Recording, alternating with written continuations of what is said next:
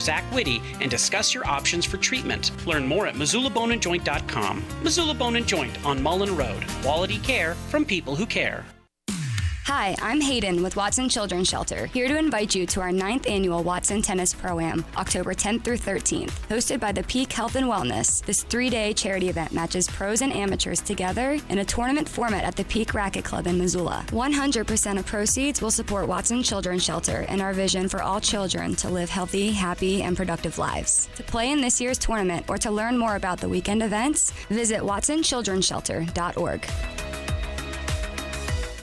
Set your sights on a new Silverado at Carl Tyler Chevrolet. Right now, lease a 2019 Silverado half-ton custom for as low as $335 per month. This rugged four-wheel drive truck allows you to access rough terrain with confidence, no matter the season. Or take advantage of 0% for 72 months on select SUVs and trucks at Carl Tyler Chevrolet. Visit us today at 3663 North Reserve Street or at gmofmontana.com. Carl Tyler Chevrolet. Find new roads. On approved credit. See dealer for details.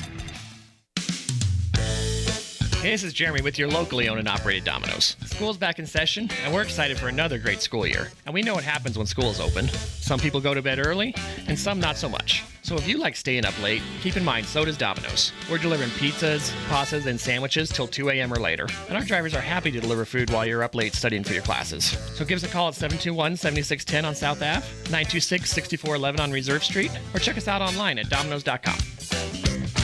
Get ready to sing, dance, and laugh until your cheeks hurt with the interactive, unforgettable Dueling Pianos show, October 19th at the UC Ballroom. Dueling Pianos is a gala benefiting Montana children, and you can help by purchasing tickets at montanahope.org. Guests will enjoy a lively evening of dueling pianos, hors d'oeuvres, silent auctions, and raffles. All proceeds will benefit the Montana Hope Project and Catholic Social Services of Montana. Kids 10 and under are free. Learn more and purchase tickets at montanahope.org. School buses are taking to the roads, and they mean something very important. That is, bus drivers, educators, and parents doing their part to get children to and from school safely. Montana motorists share the responsibility to Montana's kids. Be aware this school year, you are sharing the road with our future. Flashing yellow lights alert drivers that the bus is preparing to stop. Flashing red lights means stop. Children are getting on or off the bus. Watch the lights and obey the signals to help keep our community safe for kids. This school safety reminder was brought to you by the Montana School Bus Contractors Association and this station. ESPN Radio for Western Montana, KKVU HD3 Stevensville, and 102.9 FM on K275BS Missoula. It's 4 o'clock. Welcome to Montana's only statewide sports talk show. Broadcast on 102.9 ESPN Radio for Western Montana and across the state on SWX Television. I like football! Now, the 2017 Radio Sports Broadcaster of the Year on the show with back-to-back Montana Broadcaster Association awards for sports coverage and award-winning sports journalism. Here is Ryan Tutel and Coulter Nuanez.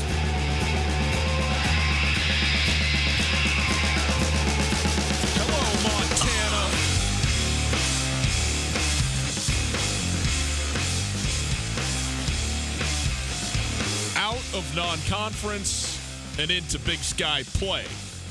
That is the theme of this Tuesday afternoon. It is Tutel Nuanez on 102.9 ESPN Radio and across the state on SWX Montana Television. Hi, how are you? Great to be with you on a Tuesday afternoon. Hope you are having a fantastic day. We are broadcasting, as always, from the Kurtz Polaris Studios. Kurtz Polaris at 2904 West Broadway in Missoula, Highway 83 in Celia, and online at kurtzpolaris.com. You can find us on the World Wide Web. Did you know that that's what WWW stands for?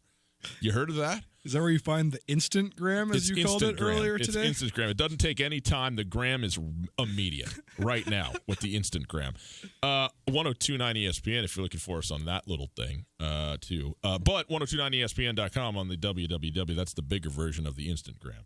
And you get on there and you go listen live on the Listen Live tab. We made it easy that way. The stream brought to us by Opportunity Bank. Your local bank, your opportunity. If you want to pick up your phone and call, you can do that as well. 329-1899. All guests join us via the Rankage Brothers RV phone line. Let's take a look at what we got in the show today. We're going to talk about the Grizzlies and UC Davis today early in the show. We will then talk about Montana State as they host Northern Arizona on Saturday. Both teams obviously opening Big Sky Conference play this Saturday, an exciting time of year across football. At the top of the hour, well, buckle up, people, and put the kids away. Bruce Barnum is coming on your airwaves. He's the head coach of the Portland State Vikings football team. If you don't know Bruce Barnum, you're about to. Mike Leach looks like just your very average middle-of-the-road person when you're talking about Bruce Barnum. Am I right? He's going to be a lot of fun, and we will look forward to having Coach Barnum on here talking about football in general. The win, huge win for his program in Missoula last season, and now 2-2 heading into conference play at Idaho State, so we'll talk to him about that. And we will also get into a little bit of Around the Big Sky, just the rest of the conference, and that aspect of conference play. We looked at the conference last weekend and how the results went, but we did not look into the future and this Saturday and the true opening of Big Sky Conference play. So we'll get into all of that. The show outlook brought to us by MissoulaGutterCleaning.com, the safest, fastest, most fun, most insured company, MissoulaGutterCleaning.com. I skipped one very important aspect, and I did it intentionally because it's always awkward to do the thing and then to say, okay. About all the other so things we are happy do. now also to talk about the Grizzlies with our very own voice of the Grizz, Riley Corcoran. Hi, Riley. Thanks for being here, man. How are you? I'm doing great, guys. Thanks for having me. You know, conference play, we were talking about it before it started. Feels like we're finally kind of getting into real football season now. It was so funny so Montana State does their Monday football press conference at like 11:45, and the University of Montana does theirs at 2. Which, by the way, thank you to those two institutions for separating. I know they answered our letter that we wrote them, handwritten letters. Anyway, it was so funny not so funny. It's so interesting to overlay Jeff Choate and Bobby Hauck talking about everything again. You know, one of the, but especially about conference play. Right. When Jeff Choate goes, you can tell I've got a little bit more of an edge. You can feel that it's conference play. It's going to be a little bit more serious. And then when you go in and you talk to Bobby Hauck, any difference going into conference play? No, same thing, same week, one game. They're all serious. It's the biggest game because we're playing it. On and on. It's beautiful. I love it, but it is. For fans and for us, and for everybody understands that now these are counting in a way that they don't count in the non-conference. And that's different than the FBS level. It's unique to the FCS, and it is an exciting time. It is, and I think that both of these teams, it's funny, you see the narrative, right, with coaches on Monday, and it is probably classic for you guys to just listen to the audio back to back. It's almost like you wonder if they're contradicting each other on purpose just because of the whole... Exchanging notes? Yeah, just between Choate and Hauck, but there is a different sense. No matter what coach will tell you, there's a little different sense of energy this week. I think that if you really focus on the fact, okay, well, one of your goals starts this week, then Coach Hauck will start talking about it. Because, of course, they want to get back to a Big Sky title. It's been a decade now. I mean, it's time, at least for Montana, that they feel that way. So when you put it in that sense, the wheels start turning a bit for Grizzly football. We'll hear from Bobby Hauck here in just a moment, and we got a couple of sounds from him. He was very forthcoming about UC Davis and very complimentary of this team, even, more than what Bobby Hauck normally is. He, coaches respect other teams and so forth, but he certainly went out of his way to kind of express, how good he thinks that this team is. And they are good. One question that he did not get asked, because why would you? Because you know the answer, but I can ask you, Riley. #RTD, okay? This has been the thing. This has been, brick after brick in bringing Montana back to where it was when Bobby Hauck was here the first time, and he has firsthand knowledge of what it was like and how they did it and all that kind of stuff. What does this game against UC Davis, who's the number 4 team in the nation and the Big Sky Conference, setting the table for the whole year, what does this mean in the context of the arc of RTD? I think it's a measuring stick game. Yeah. And I think you look at this schedule back in July, you had the sense that the Grizzlies have a pretty good shot of going 3-1. That South Dakota game was probably the 50-50 coin flip, right? Absolutely, yeah. They took care of business there. They did kind of what we thought the next 3 games. This one's always been circled, not only because measuring stick game, but number 2 of what happened at Washington Grizzly Stadium in the second half last year. I mean, 46-0. That does not happen to a Bobby Hauck team, to a Montana team very much. So this is the first true test. And when you're talking RTD getting back to the top of the league, what do you have to do? You have to beat the teams that are ahead of you in conference play from last year. This is their first opportunity, and a team that is up for the challenge that also, to me, when we were talking to UC Davis and at Spokane, Big Sky Media Days, they've got the sense that they are rolling right now. Yep. Everyone on the same page. Hawkins, Mayer, the whole university, the athletic department, the president, everybody is on board. So UC Davis, this is a humongous game for both teams, but measuring stick would probably be the way that I would describe it the most. The coaches always talk about matchups. Yeah. And sometimes it seems like it's a cliche, but one of the great parts about college football, especially in a league like the Big Sky where it's so diverse, particularly in the schemes that everybody runs on both sides of the ball, sometimes you get these matchups where one team's strength is another team's weakness, or strength versus strength.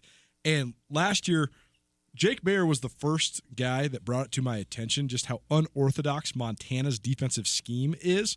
And he said, hey, they had us straight confused. We didn't know what we were doing. And then we figured it out. And when we figured it out, that's why you see this 46 points in 16 minutes. But it's just crazy because I really do think that Montana keeps so many offenses on their toes. I think that they, if they stay ahead of you in terms of the confusion element, they can roll you. Yeah. But if you find the weakness, you can get rolled. It has some similar principles to the flex defense that Portland State runs. When you get rolling like the Cats did against Portland State, you rush for 400 yards. If you get behind the sticks like the Grizz did, now all of a sudden your all-American candidate quarterback doesn't look like he can even complete a pass because of the way that it just matriculates on you. So I just think this is, from a X's and O's standpoint, UC Davis's offense, led by Jake Mayer, and the way he can dissect you if you bring too much pressure, versus a Grizz defense that I think has made a lot of strides. It's going to be a fascinating matchup in that element. And the coaching side, too. I think that's another fascinating element. Not only do you have two guys that are well-respected, know how to win, but both coaching at their alma mater. Both have a ton of pride. Both want to, quote-unquote, return their program to glory, right? So that's another element here. And the cat-and-mouse game with what you were just saying about how the Grizzlies got Mayer a little bit on his heels, which never happens. And also, on the flip side, how do both coaches make adjustments for this year's game based off of last year's? That's another fascinating element. And that's my first question I'm going to ask Bobby Hauck. We'll just leave this as a tease. We don't even need to analyze this. But the first question I'm going to ask him at practice tomorrow is, what is the dynamic like coaching at your alma mater? Because Dan Hawkins and Bobby Hauck are the only two guys in the Big Sky Conference that are coaching at their alma mater. They're the only two guys that, I mean, everybody else not only did not go to school where they're coaching, but they also coached other places. They also coached a lot of times at other schools in the Big Sky. So to be coaching at your alma mater, just the fierce allegiance you have, how much it means to you, I think it's an interesting dynamic, and I think it's why both schools went with these guys. Like Riley was saying, it is a similar trajectory because you have two schools that are trying to return to the tradition and dominance that they once had, and I think that's why both schools elected to go with the guys that they did. Well, it's a really good thought. We'll talk more about Dan Hawkins, especially because he was certainly the coach who stood out the most to me, outside of the Montana schools, but from around the Big Sky Conference at those media days. And there's some more that I'd like to say about him. But let's talk about this matchup here quickly. First, though, let's hear from Bobby Hauck himself at his press conference Monday. This is the opening, just kind of 2 minutes where he sets up coming out of last week and going into finally conference play against a very good UC Davis team. Yeah, obviously we're excited about the conference schedule kicking off. Certainly we're aware of UC Davis and what their team has and what they bring to the table. I've had a couple of days to watch them, and they're deserving of every bit of their national ranking. I think they're a really, really terrific football team who absolutely handled us last year. And then you couple that with the fact that they have most of their team back. It's a tall order to prepare this week and try to go find a way to get a win down there. So they've got great players at every position. It starts with Mayer, the quarterback. He's well documented what he can do. He's a guy that doesn't get rattled. He just is a playmaker. He can throw the ball from all sorts of angles, and he's very accurate. I've been impressed with him since he was a sophomore when we played him down in San Diego. Harrell, the wide receiver, number 2, thought he was a good player a year ago. I think he's even better this year, and I don't see them missing Keelan Doss at all with him. Priest, number 87, the tight end, is a big target. He's a guy they like to throw to down in the red zone, and DBs have a hard time defending him because of his size and his catching ability. And then Gilliam, the running back, is as good as anybody in the league, certainly. And I think you couple that with the offensive line that is well coached. They play really hard. Most of them are returning starters. It's just a really complete offense. They have more offense than anybody I've ever seen. They do everything. So they're a hard prep. And then defensively, we thought they were really good a year ago, and they have a bunch of guys back. So we've got a tall order this week against these guys. So there you go, Bobby Houck, talking about this matchup against UC Davis and how good this team is. Riley, as you've done your prep, and outside of maybe the coaching staff, nobody does more than you when you talk about the opposing teams and that. We think we know how good this team is, and they return so many veteran guys. Obviously, Jake Mayer. Obviously, Dan Hawkins is the coach and all that. But what stands out to you when you've looked at UC Davis? I think the physicality from last year to this year is a big difference, and you saw it. And I think the best way to look, what they did last week in Fargo. Right. They hold North Dakota State to 20 points, line of scrimmage. They didn't get dominated, and if you don't get dominated against North Dakota State, that's a win. And so that's the biggest surprise to me, first off. Secondly, yes, they lose Keelan Doss. And in Coach Houck's clip there, I thought maybe one of the most interesting things he said in the press conference is they lost Keelan Doss, and they didn't miss a beat because of Harrell and everything else they have. 10 other starters back on offense. But it's Mayer being an extension of the coaching staff. He never gets rattled. That is one thing to me. If you want to go by sheer numbers, how will the Grizzly pass defense be able to keep Jake Mayer at bay? They're in the bottom 10 in the country right now in pass yards allowed per game. Grizzly defenses, despite all the good things maybe that they've done. So that, to me, is the big piece. But the biggest surprise is the physicality of UC Davis that, okay, maybe it's not going to be a shootout every time you play them, that they're going to be able to hit you in the mouth a little bit, which is different than I think what we could have said yet last year about them. They've taken huge strides defensively. Yeah. 198 yards rushing against an average opponent is a lot. Against North Dakota State, it's an unbelievable effort. They gave up 4.1 yards per carry. NDSU's been rushing for 6 yards a pop on everybody for 5 years straight. I think it was I think they said it was their first game in 16 under 200 yards rushing, and maybe I think they're third in the last 5 years. So they have just been running down people's throats just relentlessly. So that defensive effort is big time. You mentioned the Grizz pass defense, and I think that this is an interesting thing because sometimes there's a give and take to certain statistics. I think the Grizz have been exceptional against the run. If you have Dante Olson, you have a chance to be exceptional against the run because the guy's a one-man wrecking crew. But I think that the emergence of guys like Braden Deming, Alex Gubner, Eli Alford, I think all three of those guys have played really, really well. Jesse Sims moving him to the inside, I think was a good move. I prognosticated that I thought he would have to move to the outside to have a huge senior year, and instead he's completely proved that notion wrong. He's been great. And so I think that then teams know that they're going to have a hard time running between the tackles. So they're taking to the air a lot more. To me, this comes down to how does Montana put pressure on the passer? Because last week they blitzed early and often. They got home, and then Kenji Bahar, he basically stepped into every throw and then he was unflappable, and they couldn't really get to him. And all of a sudden he throws for almost 400 yards. So I think that that's the missing element. It's not necessarily that the coverage has been bad. It's just that if you're going to blitz like Montana does, you have to get home.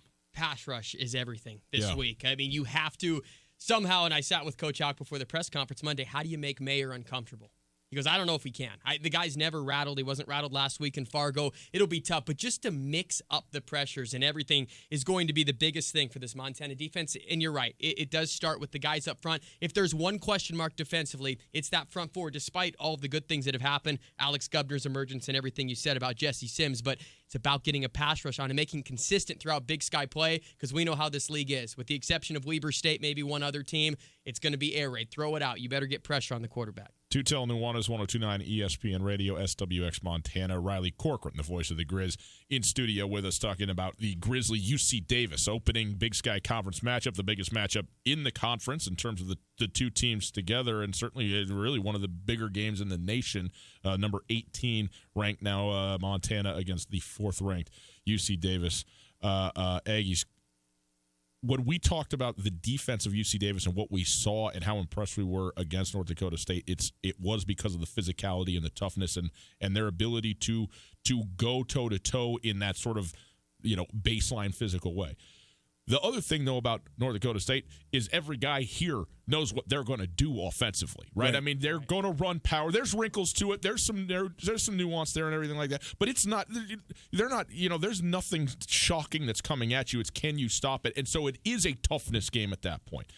That's not what Montana does. Montana has done, I think, a phenomenal job, Coach Rosenbach, Coach Pease, Coach Houck, of their offensive schemes and play calling being very diverse, being very new in a lot of ways. And so this is going to be a lot more, I mean, it's still going to be physical, but it's going to be a lot more schematic than it will be against North Dakota State, right? I think so, absolutely. And from my chair, it's fun because this offense, I don't know what's coming. I mean, they can attack you from so many different angles, and through 4 non-conference games, whether you drink the Kool-Aid or not, it's just amazing to me how it's worked out, right? Game 1, wide receivers were able to shine.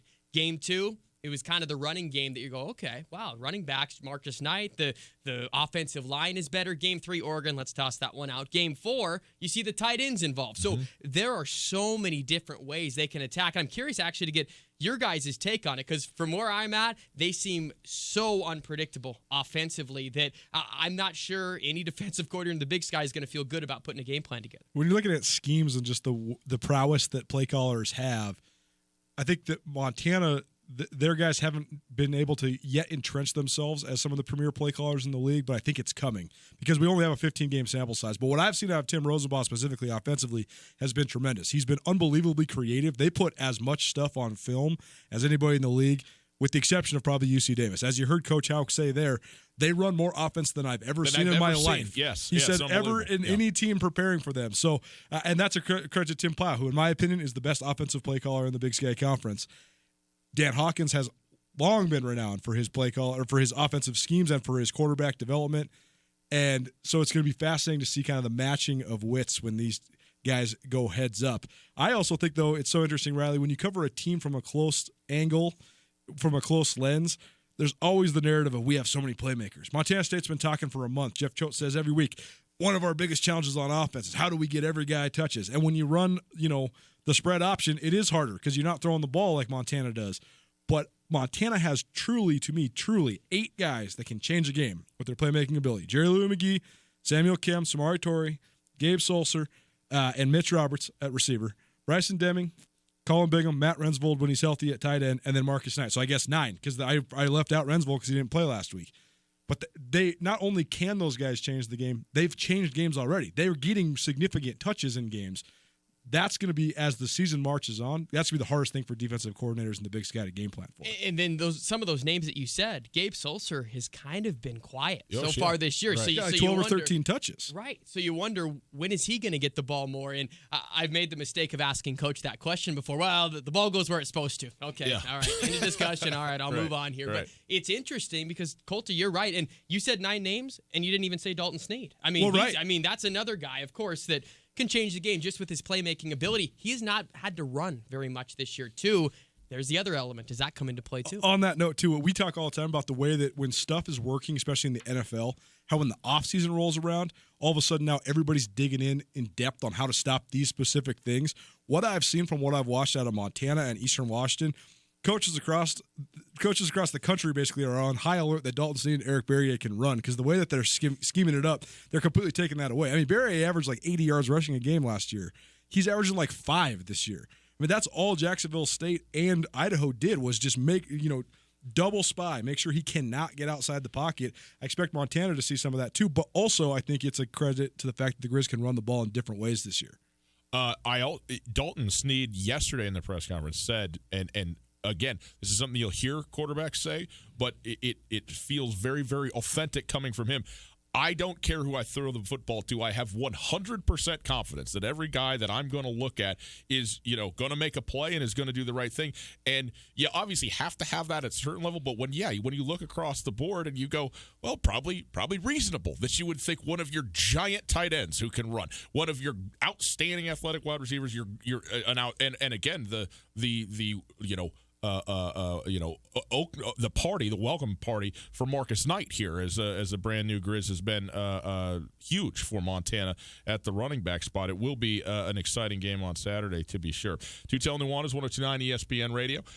We talked. Nobody asked about the hashtag RTD to Bobby Hauck, but somebody did deign to ask if this was a big game, which I applaud the question because it clearly is a big game, even though every game is a big game. We get it. But here you go. Is UC Davis a big game? This is Bobby Hauck. Well, it's our first conference game, so it's huge. Beyond that, we've got a whole bunch more coming up. So it's this week's game, and our philosophy is it's the biggest game in the country because it's the one we're playing in. And it never changed. Oregon, we expect to win. UC Davis, it's just the first conference game. It's big in that respect. He didn't say it's not big. It is a big game, but it's big because they're all big because we're in it. And that consistency is maybe part. I mean, you've harped on this forever, Colter. It's on one side you can chuckle at it, and on the other side, there's a certain level at which that might have been missing for a while at the University of Montana. I mean, yeah, the expectation of excellence is back, and I think to have that expectation, like Coach Hauck says, you can't have an expectation of excellence and you can't be tough unless you live it 365 days a year. If you just try to do it during football season, it ain't happening. If you just try to be tough on Saturdays, it ain't happening. So I think it's definitely, for a place that has the high standards like Montana does, I think it's a smart approach. It's interesting you said 365 days because I think that's exactly what it took for Grizzly football to get ingrained in that with Coach Hauck. He got hired December 1st, and it had to come full circle with what happened against Montana State last year for it to finally sink in with everybody. And that's why you've seen, I would say, maybe a little bit different Bobby Hauck from the opening press conference this year on, a more confident Bobby Hauck because they are all living it day in and day out. And that's the biggest difference to me when people ask, what's the difference between last year and this year? They're living that toughness, that Montana, what they feel this program should be each day, and that was different than last year. We're going to take a quick break, but Riley, and you're going to stick with us for one more segment here. Good. Okay, I was going to say I already have a whole bunch of other stuff I want to ask. Here's my one question for you, Riley, and then we'll come back. We'll talk about Dan Hawkins. We'll hear from Bobby Hauck about Coach Hawkins and all that. But in the 4 games now that you have been front and center, and look for folks who, when you're calling a game, you are observing the game in a way that most fans are not. Even fans who are into it and watch every play are not, dialed in that same way. And let's be honest, some Montana fans maybe not remembering every single play that took place over the course of a game. So your point is that you're there, you're in it.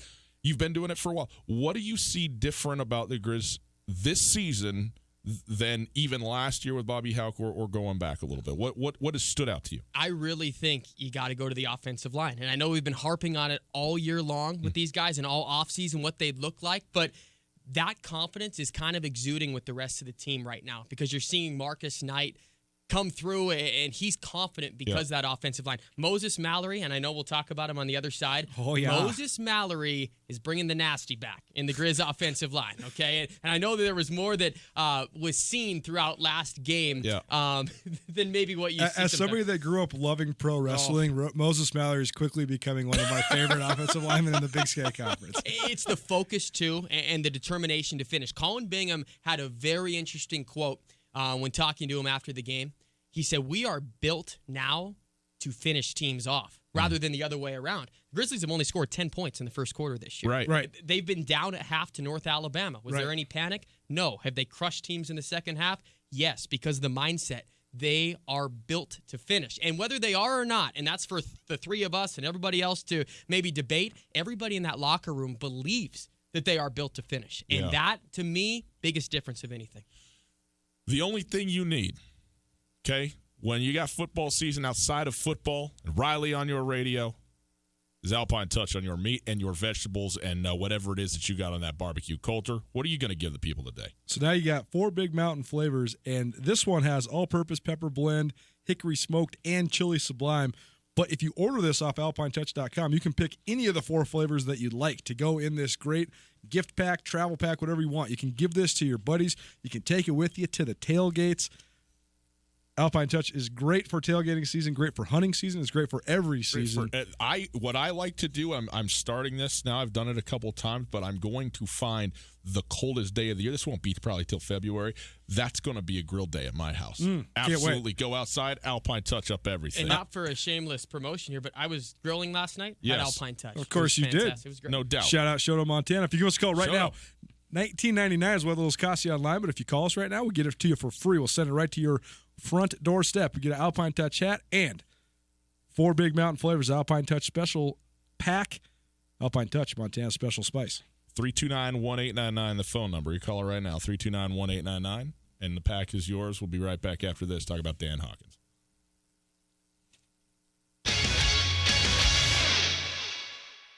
In Western Montana, we know shopping local matters, and you may think you'd pay more for the quality and customer service that comes with it, but not at Selway Armory. Selway Armory is locally owned with knowledgeable specialists that can answer your questions. In addition to the expertise, though, Selway Armory also has a bigger selection and lower prices than the box stores. When you're in the market for firearms and accessories, save money with the experts at Selway Armory. Selway Armory, 2825 Stockyard Road, Unit E6, and online at selwayarmory.com. Hey folks, Ryan Tutel here with Josh from The Advocates. If you've been in a car accident and need help dealing with the insurance company, you should give The Advocates a call. It doesn't cost anything at all to call, and I'd be happy to talk with you about your situation. You don't want to have to be dealing with contacting the insurance companies and setting up your claim. We can do that for you from start to finish. We'll take the hassle out of the process so you can just focus on getting better. There you go, folks. If you've been injured in an accident, give Josh a call, 640-4444, or online at montanaadvocates.com. There are a lot of lawyers, but you deserve an advocate.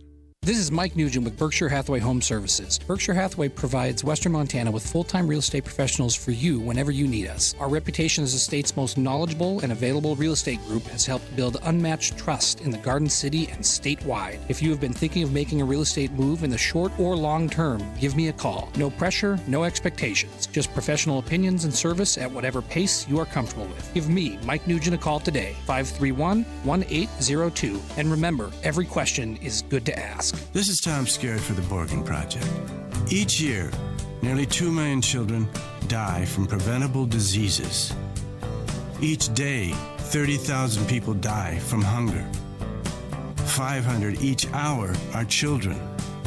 The Borgen Project is turning this around. We need your help. To learn more, go to borgenproject.org. That's BORGEN project.org. Are you interested in putting solar panels on your roof? Do you want the latest on Montana's renewable energy policies? The Montana Renewable Energy Association is a leading voice for renewable energy education and advocacy in Montana. From community-based clean energy events to advocating at the Montana legislature, they work to ensure Montana's future is powered by the sun, wind, and earth. Find out more about MREA and join as a member by visiting montanarenewables.org or calling 406-214-9405. Arts Missoula and Spark Arts are excited to present Cultural Mosaic, a free conference for educators and community members to learn more about cultures, the arts, and how to connect the two to increase student engagement. Attendees will learn arts integration skills and ways that cultures can be shared and embraced through the arts. Cultural Mosaic will be held Saturday, September 28th at the Alley Auditorium on the U of M campus. Learn more and register for this free conference at sparkartslearning.org. ESPN Missoula Sports Center.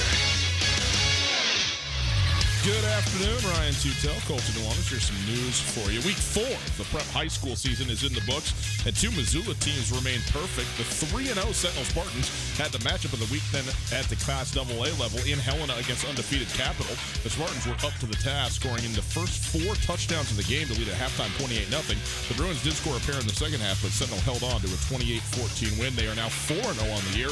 Billings West and Butte were also winners over the weekend to join Sentinel as the only 4-0 teams in Class AA.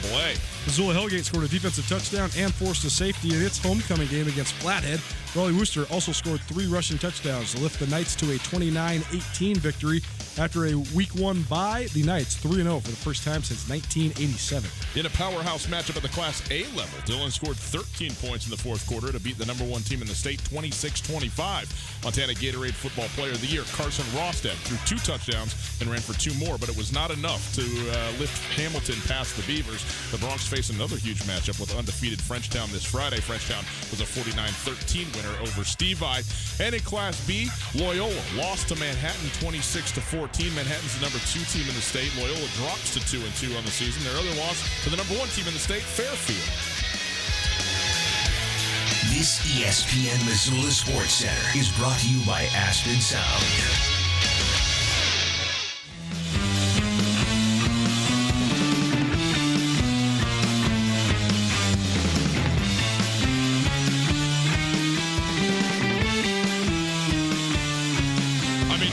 probably not the time to fix the arm on the microphone. Just going to have to deal with it. Just make do. Sutel Nuanez, 102.9 ESPN Radio. Happy to have Riley Corcoran, the voice of the Grizz, in studio with us for the first part of this show. We appreciate that before he's got to jet out of here and go call Grizz Cat volleyball tonight, huh? Anything with Grizz Cat on it. There you go. Sign me up. Volleyball, hey, it's in the air. You're both going to the game. I am. Yeah, Hey, Big Sky Conference season for all sports begins this week, so it's a fun time regardless. Sutel Nuanez, we are broadcasting live from the Kurtz Polaris studios. Kurtz Polaris at 2904 West Broadway in Missoula, Highway 83 in Sealy, and online at kurtzpolaris.com. The Grizzlies football team playing at UC Davis. If you weren't with us before, well, we got you on the podcast. You can go listen to it there. But we covered quite a bit of ground about conference play and about this matchup specifically between Montana and UC Davis. But let's hear quickly for Bobby Hauck talking about Dan Hawkins. I thought Dan Hawkins was one of the more unique, in fact, the most unique coach at the Big Sky Conference football kickoff in terms of just his philosophy and the way he kind of thinks about football and the program and the players and all of that kind of stuff. My question to Bobby Hauck on Monday, what makes Dan Hawkins' program unique? Well, they have a couple things. One, they have a real experienced staff, so they know how to get them lined up. And then Hawks had his way of doing things for a long time. It's evolved here and there, but he has certain beliefs. He's a football guy through and through. He loves the game, and excuse me, his approach is unique to him, and it's working really well at Davis. I thought the last line was his approach is unique to him, and there's no question that is the case. And Dan Hawkins, he's been in football a long time. Bobby Hauck, as he said, he loves football through and through. He's a football guy. But he also, I didn't hear one other coach who said, you know what, we might not win as many games this year as we did last year. We don't know. We're not here to try and win. We're here to achieve our most excellent selves or something along those lines, be 1% better today than you were yesterday, and then you play football and you see what happens. So it is a different sort of philosophy and a different take on coaching that Dan Hawkins brings. Some places it doesn't work, some places it does work. Clearly, again, at his alma mater, UC Davis is working beautifully right now. It is, and he has everybody on board. And like we mentioned at the top of the show, it's not only everyone within his locker room, athletic department, president, everyone's there with Coach Hawk, and he even has a unique approach all the way down to his depth chart. I was giving you guys a hard time. Everybody's listed at or because it's still that same belief. Nobody's a given starter here, and there are some parallels that you can see with Coach Hauck. I see a lot of them just talking throughout the week and kind of seeing how UC Davis runs things, even down to the way they do their press conferences. It's just interesting to me when you get the wily old veteran and Coach Hawkins. And a lot of people that are in the coaching circles have said the time off really has helped Coach Hawkins, because he took a couple years off after the failed experiments elsewhere, and he was actually in sports talk radio, and then he decides, okay, let me jump back on board at my alma mater, and that time has totally changed him, and he's got that program rolling. It's been pretty impressive. The fit at schools is so variable, but at some schools it's so necessary, and I think that if you're a head coach, if you know how to maximize the resources at your disposal, you can figure out a way to have success. So a lot of places, like, say, Jay Hill at Weber State. Jay Hill's a Utah guy. He's from Utah. He played at Utah. He understands the fabric of Utah football in general and Weber State football because he played for Ron McBride when he was the head coach at Utah. Then Ron McBride went to Weber State. So there's a continuity there. I think Portland State with Bruce Barnum, who will be on with us in about 30 minutes here, I think Barnum knows sort of the irony that Portland State is an outpost. It's the biggest city in the Big Sky Conference with the exception of Sacramento, but they're also the school that is the one Northwest school. The one is just kind of off the beaten path. Doesn't have a home field. They play at a high school stadium. They're not in the Rocky Mountain West. Right. Yeah, and I think that there was a little, there's an element of weirdness at NAU. So you have to have a guy that understands the weirdness of Flagstaff. But to me, the schools where you have to have the best fits are the Montana schools and UC Davis as far as the Big Sky Conference goes, because at Montana, you have to understand the expectation of excellence. At Montana State, you have to understand the omnipresent, dominant force that is you must beat the Grizzlies. If you do not, it does not matter if you win 4 Big Sky titles like Rob Ash, you will be fired.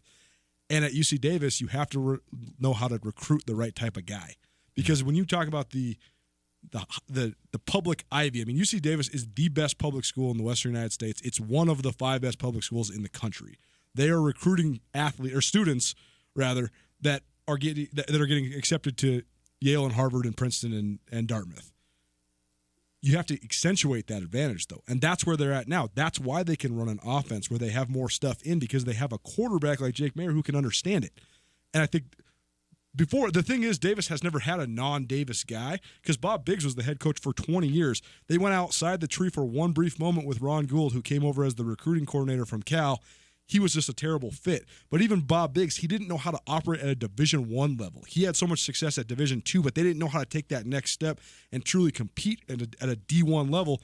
Hawkins for sure knows that. And it's like I've always said, there's so much of a misperception of Dan Hawkins because it went so poorly at Colorado, and then he's such a funny, entertaining guy that when it was going poorly, the media was like exploiting his meltdown. Mm-hmm. But I mean, people forget that this guy went 37-3 in the WAC at Boise State. I mean, they were dominant. The 2006 Fiesta Bowl that Chris Peterson led Boise State to, that was Dan Hawkins that laid the entire foundation for that. That was Chris Peterson's first season. I mean, Hawk went 53-11 at Boise State. So he knows how to coach in the West. And in 10 years, not only from Boise State, but before that, 12 combined losses. The guy knows how to win and how to dominate. And when that echoes through, I'm totally on board with what Coulter said. And that makes a lot of sense with Jake Mayer. You sit down with Jake Mayer, and I know you guys have done this too. It's just a different type of interview, right? It's calculated, everything. He's just an intelligent guy. You're smarter. Intelligent amateur. Yes, you're smarter after you do a 10-minute interview with Jake Mayer. The thing that is so interesting though about this team to me is what they did last week and what they've shown defensively. Any California school you go to, they're going to have some. It's all about athletes and quarterbacks. And then, you can have some dudes. You can get some linebackers out of UCLA or whatever. But, you want the beef, you go to the Big Ten, right? Or the SEC or whatever. You go to NDSU. You don't go to UC Davis. Right. And yet, all of a sudden, here you are going toe-to-toe in that way. And I think that's putting a lot of teams on notice. Well, the other thing you have to mention about UC Davis is that their out-of-state tuition is so expensive that they don't offer out-of-state scholarships for football players. It's a shame there's nobody living in California that they could go find. But I'm just saying, when it's a $60,000 cost, you can't offer a full ride to out-of-state kids. Now you're only recruiting in-state, which, again, pluses and minuses. Because like you're saying, you can get all the skill guys, all the quarterbacks, all the corners, and all the receivers, and everybody you ever wanted, but you're not going to get the beef that you might be able to get from the Midwest or from Texas, or from Montana even. Right. And the other thing is that Cal Poly and UC Davis both go through this. There's a few guys that can get through if maybe they were qualifiers coming out of high school. But so much of the Division I football programs in California are fortified through the junior college ranks, because the best junior college league in the country, arguably now, besides maybe the Jayhawk League in Kansas. But Davis cannot take those guys, by and large, and they can't take other FBS dropdowns. Now your recruiting level is completely shrunk. But this is what I'm saying as far as understanding the fabric of the school. It's just like if you are the head coach at Stanford. Recruiting becomes exponentially harder and exponentially easier, because you only recruit the guys that can get into Stanford. Just like you only recruit the guys that can play at and then get into UC Davis. It's Tutel Nuanez, Riley Corcoran, the voice of the Grizz, in studio with us. Riley, we know you got to run because you got to get over for the Grizz Cat volleyball match tonight, which are calling on SWX. But before we get you out of here, I want to ask you just specifically, not pick the game or anything, but when you look at the matchup between Montana and UC Davis, what is the thing, one or two things that you're like, okay, this is going to go a long way to determining the outcome? We mentioned pass rush, right? And that's maybe the one group that I'm looking at, the Grizzly defensive line. But just from maybe an analytical standpoint, just a numbers standpoint, the Grizzlies have to get off to a fast start. Okay, they can't. They've only scored 10 points in the first quarter through 4 games. That can't be the case. You fall behind 14-0 to UC Davis, the game plan changes very quickly. And when you are in maybe a game that, to me, on paper, with the prep that I've done so far, all signs are pointing towards a shootout. Despite talking about the defenses that we have, it's going to be really hard for both defenses to stop Jake Mayer or Dalton Sneed. Maybe a first to 35 or 40 wins this game. So I think a quick start will be interesting for both sides. And the one element we haven't talked about yet, guys, is UC Davis and their health. And you're not going to get anything out of camp this week, but how banged up will they really be by the time that kickoff starts? If you watch the tail end of the game in Fargo, which I did, there was an offensive lineman that went out that never returned. There were 2 guys in the secondary that went out and never returned. starting wide receiver as well. So how do those guys come back? Are they 100%? Because we are now at the point in the season where all of a sudden at 12:55, there's 3 starters out that you didn't know about. That's another piece to it. But if I'm looking at it from a big scope, it's a start. The first quarter, I think if either team gets ahead by 14 or more, game plan changes. Watch out. You could throw stuff out the window. We'll give you a break of watching Riley on SWX for about an hour, but he'll be back on here. And you also already know where to find him on the radio, but I want you to tell him about your podcast because this has been really good. Riley launched a podcast, got about 4 episodes now, Inside the Den, but great sit-down interview with Montana Athletic Director Kent Haslam. Great sit-down interview with Ryan Martin, which I thought was completely fascinating. I was listening to it on my drive to Eugene, and Ryan Martin explains all the ins and outs of scheduling, specifically at a place like Montana. I thought it was so revealing. There's such a misunderstanding amongst fans. I think it's a must listen for fans to understand why the Grizz would play Western Oregon instead of Oregon, or some years play Oregon instead of Western Oregon, and the way that all that works. It's really good. Tell people how to find the podcast. Appreciate that. Yeah, gogrizz.com/inside the den is where every episode and every archive coaches show too. If you want to find the zinger that Coach Houck might have for the neighbors or anybody else, he's got those. So those are available there. And then, of course, on any of your favorite platforms, Apple, iTunes, Stitcher, Spotify. You guys know the podcast game a lot more than I do, but just getting into it, it's fun because you get the access, right, of people in the department that are busy. And it's one of those things on Monday, I'm shooting out text. Okay, you have a 10-minute window on Thursday. But that's what it takes to maybe get a Kent Haslam or a Ryan Martin. So it is kind of that inside look at Grizzly Athletics. And again, Inside the Den, gogrizz.com/inside the den. Every episode will drop about Thursday afternoon, Thursday night to get you ready for the weekend. Yeah, take a look at that on Thursday. It's a great time for it to be coming out, headed into the weekend. And of course, listen to Riley on the Grizzly Sports Network and radio stations across the state, all over the place. Have a great trip over there to Davis, man. Thanks for being here. Really appreciate it. Always good to be with you. Hey, thanks for having me on, and I'll send you guys a picture of the 80-degree weather on Saturday. Yeah, do just that. Hey, boys and girls, here's one thing you don't want to do, okay?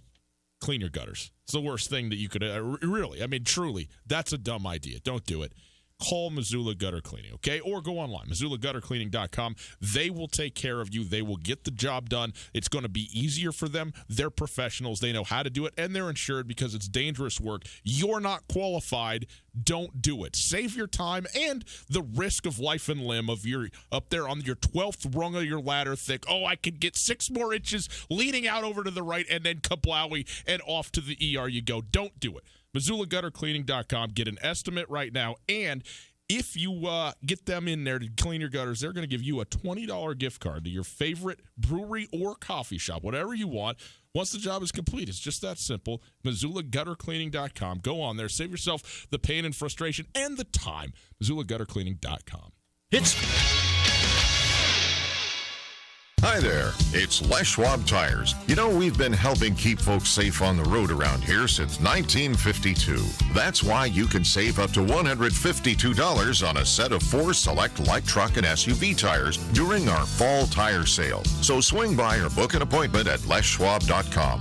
Les Schwab Tires, doing the right thing since 1952. Limited time offer while supplies last. Discount depends on tire size and type. Cannot be combined with other offers. Details at leschwab.com. On Russell, across from the fairgrounds. It happens. You're positive you put your bank card back in your wallet, but the next time you need it, it's missing. Avoid the panic and take control with the MyCard app and debit card from Farmers State Bank. Our app lets you control your debit card and securely turn it off right from your phone. Safe, secure, instant. MyCard is available only at Farmers State Bank. Ask about it at any of our 9 locations or learn more at farmersebank.com. Farmers State Bank, member FDIC. Hey everybody, here with my good friend Josh from the Advocates Injury Law Firm. Josh, if I've been in an accident, how much is it going to cost me to hire you? Well, we take cases on a contingency fee. And what that means for you is that if you're hurt in an accident, we only get paid if you make a recovery. You'll never owe us anything out of pocket. What about the call for a consultation? That's not a problem. We don't charge anything for an initial consultation, so you have absolutely nothing to risk by calling us. If you're injured in a car accident, call the Advocates, 640-4444, or online at montanaadvocates.com. The biggest reason fall is the Desperados' favorite season of all, the return of those wonderfully spirited UM students, of course. Okay. So football is the real reason the Desperado gets pumped about fall, but you can't have college ball without college, right? So this season, the Desperado is bringing the best of both worlds together with live broadcast of Montana college football and all your favorite college football teams, along with Missoula's best hot wings and coldest beer. Fall has arrived, and there's more than one reason to celebrate at the Desperado Sports Tavern on South Russell, across from the Y. School buses are taking to the roads, and they mean something very important. That is, bus drivers, educators, and parents doing their part to get children to and from school safely. Montana motorists share the responsibility to Montana's kids. Be aware this school year, you are sharing the road with our future. Flashing yellow lights alert drivers that the bus is preparing to stop. Flashing red lights means stop. Children are getting on or off the bus. Watch the lights and obey the signals to help keep our community safe for kids. This school safety reminder was brought to you by the Montana School Bus Contractors Association and this station. This is Tom Skerritt for the Borgen Project. Each year, nearly 2 million children die from preventable diseases. Each day, 30,000 people die from hunger. 500 each hour are children. The Borgen Project is turning this around. We need your help. To learn more, go to BorgenProject.org. That's BORGEN project.org. Tutel and Nuanez on 102.9 ESPN Radio for Missoula.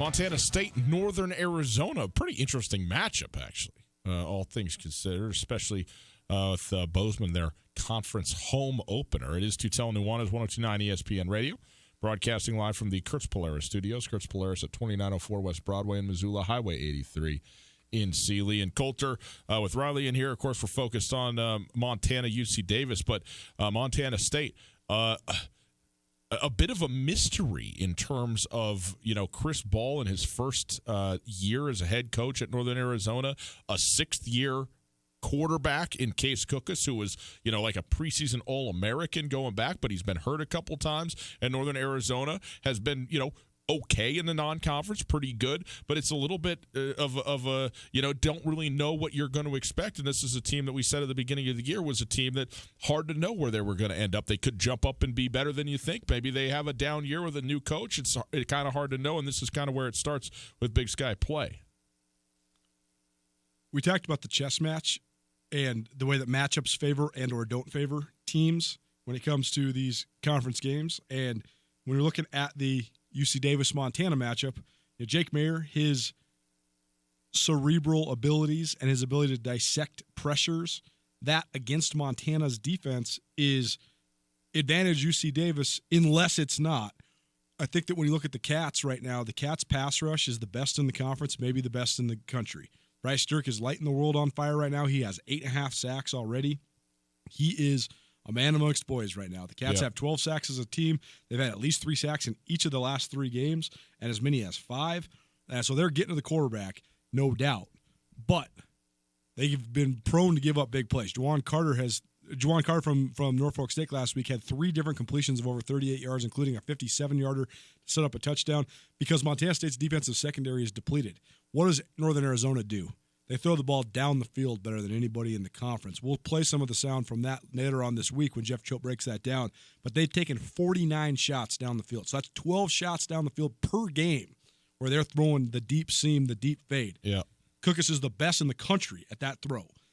Montana State being banged up at corner, that could be a huge advantage to Northern Arizona. We'll see. But regardless, Big Sky Conference play is beginning. And as you'll hear from Jeff Choate right here, it's got him in a different sort of mood. League play, man. Maybe you can tell I'm a little bit more serious right now. And so keep your questions short and let's go to work. How's the mentality change in league play overall? What's the direct message for your team? Exactly that. get nothing for being 3-1 in non-conference. Our record's 0-0. It's time to go to work. Okay, all the chips are on the table now. Every week is going to be a war. Every week is going to be a war. There's no weeks off in the Big Sky Conference. And so that starts this week, and we know we've got a hugely talented player in Case Cook, but he's not the team. I mean, we're going to have to defend the run, stop the run. We're going to have to do a good job in coverage. We're going to have to move some of these active D linemen off the ball. We're going to have to be efficient in the pass game. There's a lot of things that we're going to have to do well to get a win. What's your synopsis just after the first 4 games, where you're at going into conference play? Yeah, we're 0-0 right now, Greg. I'm not even talking about what happened in non-conference play. We played a lot of guys. We're going to have to continue to play a lot of guys. Could care less about what just happened over the last 4 weeks. This is all about Northern Arizona University on Saturday, 1 o'clock. So there you go. If Choate wasn't a head coach, he should have been a fight promoter. I mean, he is so good at promoting this stuff, man. It is awesome. The reason it's so good is because he's so authentic, too. Right? I mean, it's not even as if it is an act. He really is. He really is in a grumpy mood because it's Big Sky Conference Play. Nothing matters. I think it's classic. But he really is good at selling this stuff, man. It's no coincidence that Montana State's been selling out all their games, even though they have had a losing record under Choate until last year. He's fun to listen to. Stu Tell Nuanez, 102.9 ESPN Radio. We'll get to more sound later on in the week from Coach Choate. By the way, Bruce Barnum going to join us here in about 7 minutes, the head coach of the Portland State Vikings football team, 5th-year head coach, and always a fun guy to talk to. One of the really great and interesting coaches around the Big Sky. So we'll look forward to having him in here. But when you look at this game culture, Montana State on Saturday, you're going to be there at the football game. What do you expect it to be like? And Tucker Rovig, we assume, is going to be the starter, is going to be the guy to go, and we don't know the status of Isaiah Ifanse. I would bet certainly that Trey Anderson will be available to play in this game, though the extent that he would be there, we don't know. How bad he was injured up and if it was more precautionary that he was out. But what do you think is going to transpire on Saturday in Bozeman? Well, it's hard to say because I'm still trying to dissect NAU's defensive scheme. They ran such a similar scheme for my entire time covering the Big Sky Conference over the last 13 years. The scheme was first the scheme that Jerome Sowers gained so much credibility for first at his time at University of Montana and then into his time as the head coach at NAU. And then he hired ex-Grizz linebacker Andy Thompson to be his defensive coordinator, and him and Andy worked together for 12 years. And so even though Jerome passed along play calling duties, those two were so on the same page and they had so much of an influence. And watching the way that their defensive scheme evolved was fascinating. I love that kind of stuff. But Chris Ball's a defensive-minded coach.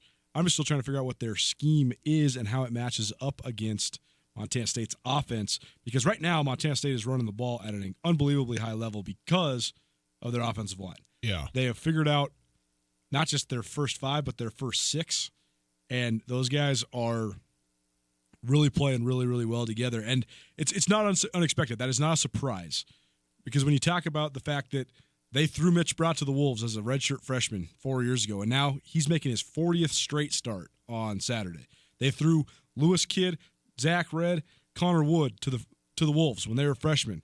Lewis Kidd's a junior; those other 2 are sophomores now, so they got games underneath their belts. Right. So Taylor Tuiasosopo has been a starter since he was a freshman. Now he's a junior. So these guys have all grown up together. It's not surprising that they're playing at a high level. I'm just excited to see what NAU brings in terms of being able to defend against Montana State's run game, because make no mistake, Montana State's going to run the ball early and often. It's just a matter of efficacy they can do it with. More on this game coming up throughout the week, certainly, but we'll take a quick break, come back, bring you Bruce Barnum, the head coach of Portland State, and get a coach's thoughts live about heading into Big Sky Conference play. And we're going to bring a bunch of coaches to you all week long, and so he will be the first of those. Really looking forward to it. Hey, Thursday, speaking of looking forward to it, come hang out Thursday, October the 10th with me. We'll at the Watson Children's Shelter Tennis Pro-Am Auction. It's at the Bourne on Mullen, out there on Mullen Road near the Ranch Club there. Beautiful facility. There is a Pro-Am tennis tournament all weekend long, on that Saturday and Sunday, the 12th and the 13th. But on Thursday, the 10th, is the auction, which is the fun night. You get to go out there, put your money down for Watson Children's Shelter, and get yourself a pro to play with you in a doubles tournament over the course of the weekend. I'm going to be out there as the MC, auctioning off the tennis pros. It's going to be a lot of fun. Really looking forward to doing this. It's from 6 to 9:30 at the Bourne on Mullen Summerlin on Thursday, October 10th. You can go online to watsonchildrensshelter.org. That's watsonchildrensshelter.org for info and tickets. But it's a doubles tournament, full breakfast bar on Saturday and Sunday, lunch on Saturday with a tour of the shelter, of Watson Children's Shelter, and a VIP party, a Saturday evening VIP party for you and a guest to go meet all the pros. It's going to be a great weekend of fun, of learning about what Watson Children's Shelter does and how they take care of some of the most vulnerable kids in our community, some of the kids who are in some of the toughest situations. They need a place to go to be safe, to be cared for. This is a hugely important entity, and they're doing great work, and all they're asking you to do is have a great time for a weekend to help them out. So go out there. Again, it's Thursday, October 10th. I'll be there. Looking forward to being there with you. WatsonChildren'sShelter.org for info and tickets.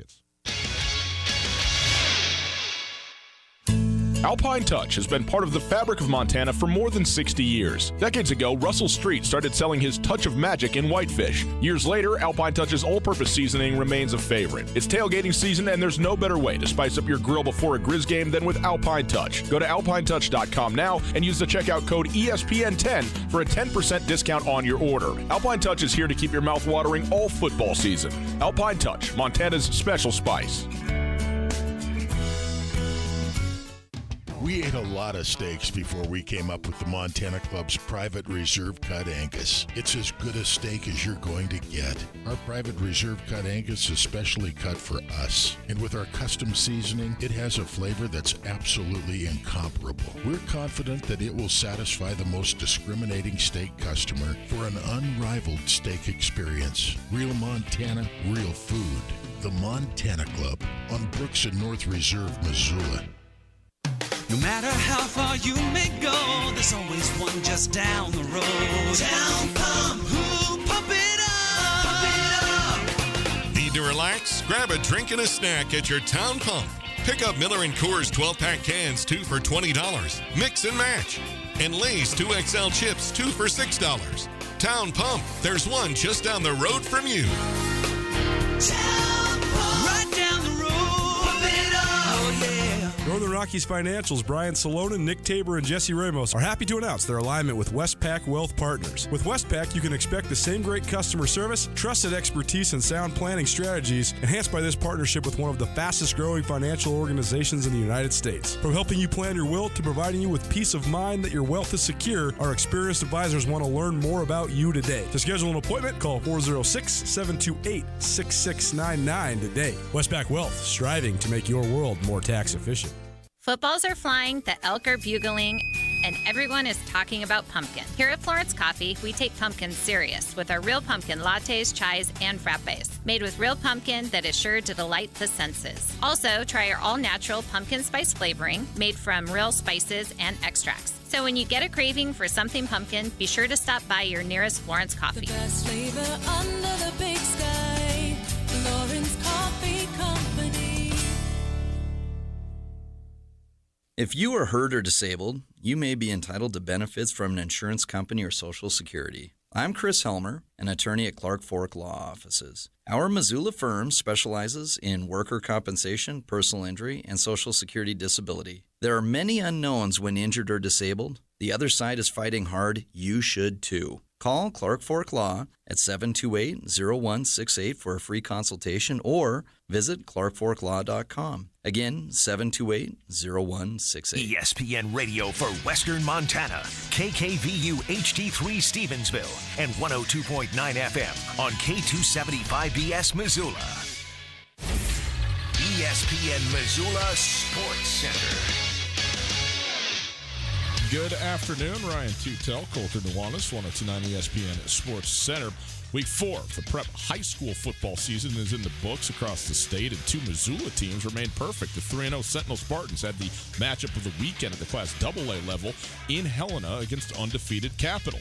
The Spartans were up to the task, scoring 4 touchdowns scoring the first 4 touchdowns of the game. They led at halftime 28-0. The Bruins did score a pair in the second half, but Sentinel held on for a 28-14 win to move to 4-0 on the season.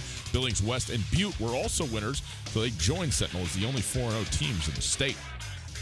Missoula Hellgate scored a defensive touchdown and forced a safety in its homecoming game against Flathead. Raleigh Wooster also scored 3 rushing touchdowns to lift the Knights to a 29-18 victory. Hellgate 3-0 for the first time since 1987. And the only other undefeated team in AA now. That's impressive. In a powerhouse matchup in the Class A level, Dillon scored 13 points in the fourth quarter to beat the number 1 team in the state, Hamilton, 26-25. Montana Gatorade Football Player of the Year, Carson Rostad, threw 2 touchdowns and ran for 2 more for the Hamilton Bronx, but it was not enough to lift them past the Beavers. The Bronx face another huge matchup with undefeated Frenchtown this Friday. Frenchtown with a 49-13 winner over Stevie. This ESPN Sports Center is presented by Clark Fork Law.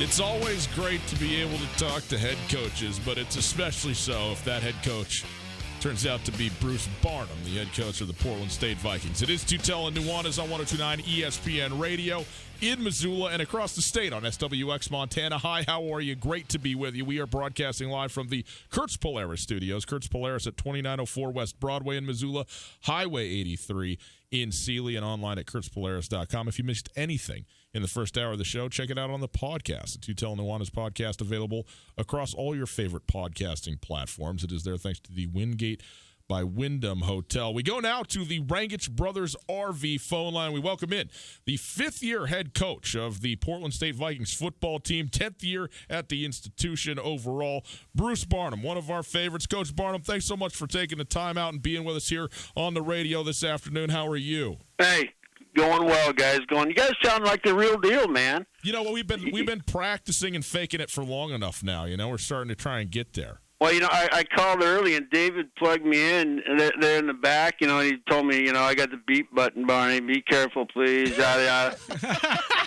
But I'm listening to the Colt Ryan show, and I'm like, God, what is this? This is like the real deal. We're in New York City. Yeah, I mean, one day maybe we'll get paid for all this. You should. You know? You should. I agree. I agree. If you'd write us a letter, I'd appreciate that. I will. Who should I send it to? Trump? He's busy. He's a little locked down, ain't he? Well, Bruce, you guys 2-2 on the season, and I guess if you looked at the schedule at the start, that's about where you'd be. But what's it like to go? You play an SEC school, who, by the way, I mean, you go to Arkansas 2013, an unbelievable performance to me from your guys week 1. You handle your business in week 2. You play a really good Boise State team week 3. You handle your business again in week 4, and now for the first time you play maybe a like opponent. You know, it is the Open Big Sky play at Idaho State. But what's it like in the non-conference for you, going up and down all the time? Well, we talked about that today. I mean, we're going to, you know, as far as conferences, to the top to the bottom. It's like a roller coaster, but we almost snuck one down in Arkansas. Don't get me wrong, though. Our offense, they had a real SEC defense, guys. They had a linebacker and a couple corners and a D tackle that we didn't do much. Our quarterback, Davis, was running for his life. But our defense, I'll tell you what, they were fun to watch. They've been fun to watch now for 4 weeks. They're dialing people up. They're striking. They're, you know, last year in the system, they're kind of, well, where do I fit? You know, and we weren't fast enough. We had to go year the cheetah in recruiting. So we got that side faster. I put about 6 more scholarships extra over there. You know, figured we could manufacture some points this year. But I like how the defense is playing, you know, and offense, you know, coming along. But we go to week 2, like you said, you know, everybody played. Sloppy, though. I got an issue right now with penalties in the first 2 game turnovers. But we got better. The first game, we threw it to them 3 times, you know, but the next game we fumbled it 3 times. So, you know, it was kind of a glass half full. You know, good job, guys. You're not throwing picks.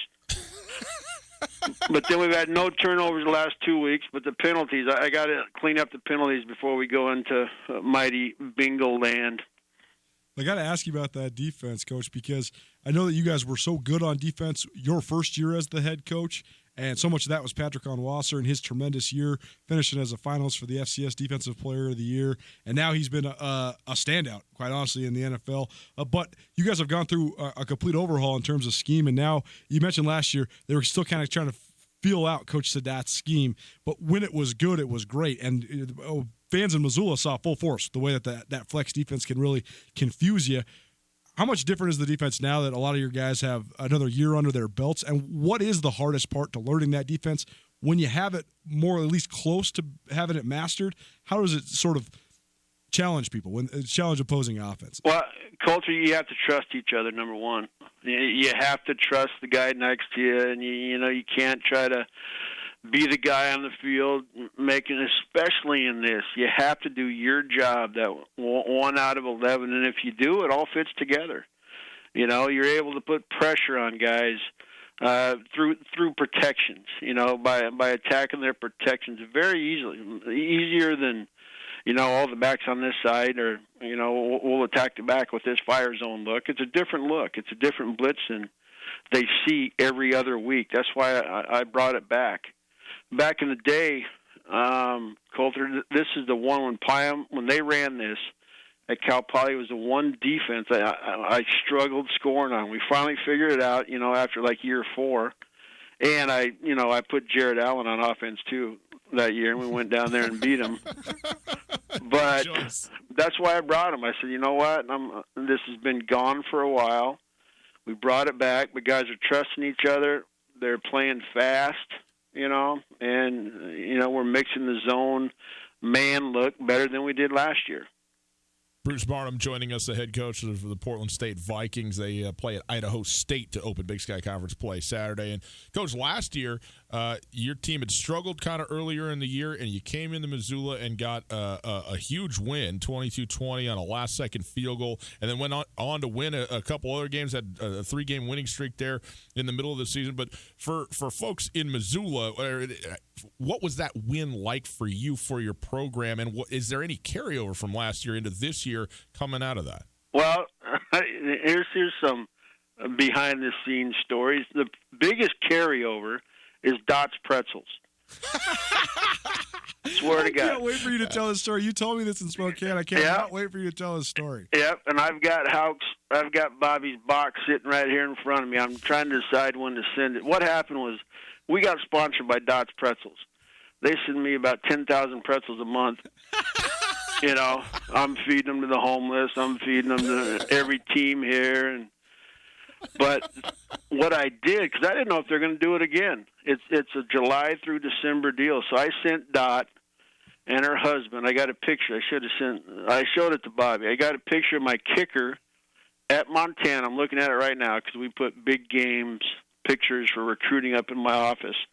And Nut, my kicker, it's from the end zone, looking out through the goalpost, and the ball is Dot's Pretzels bag.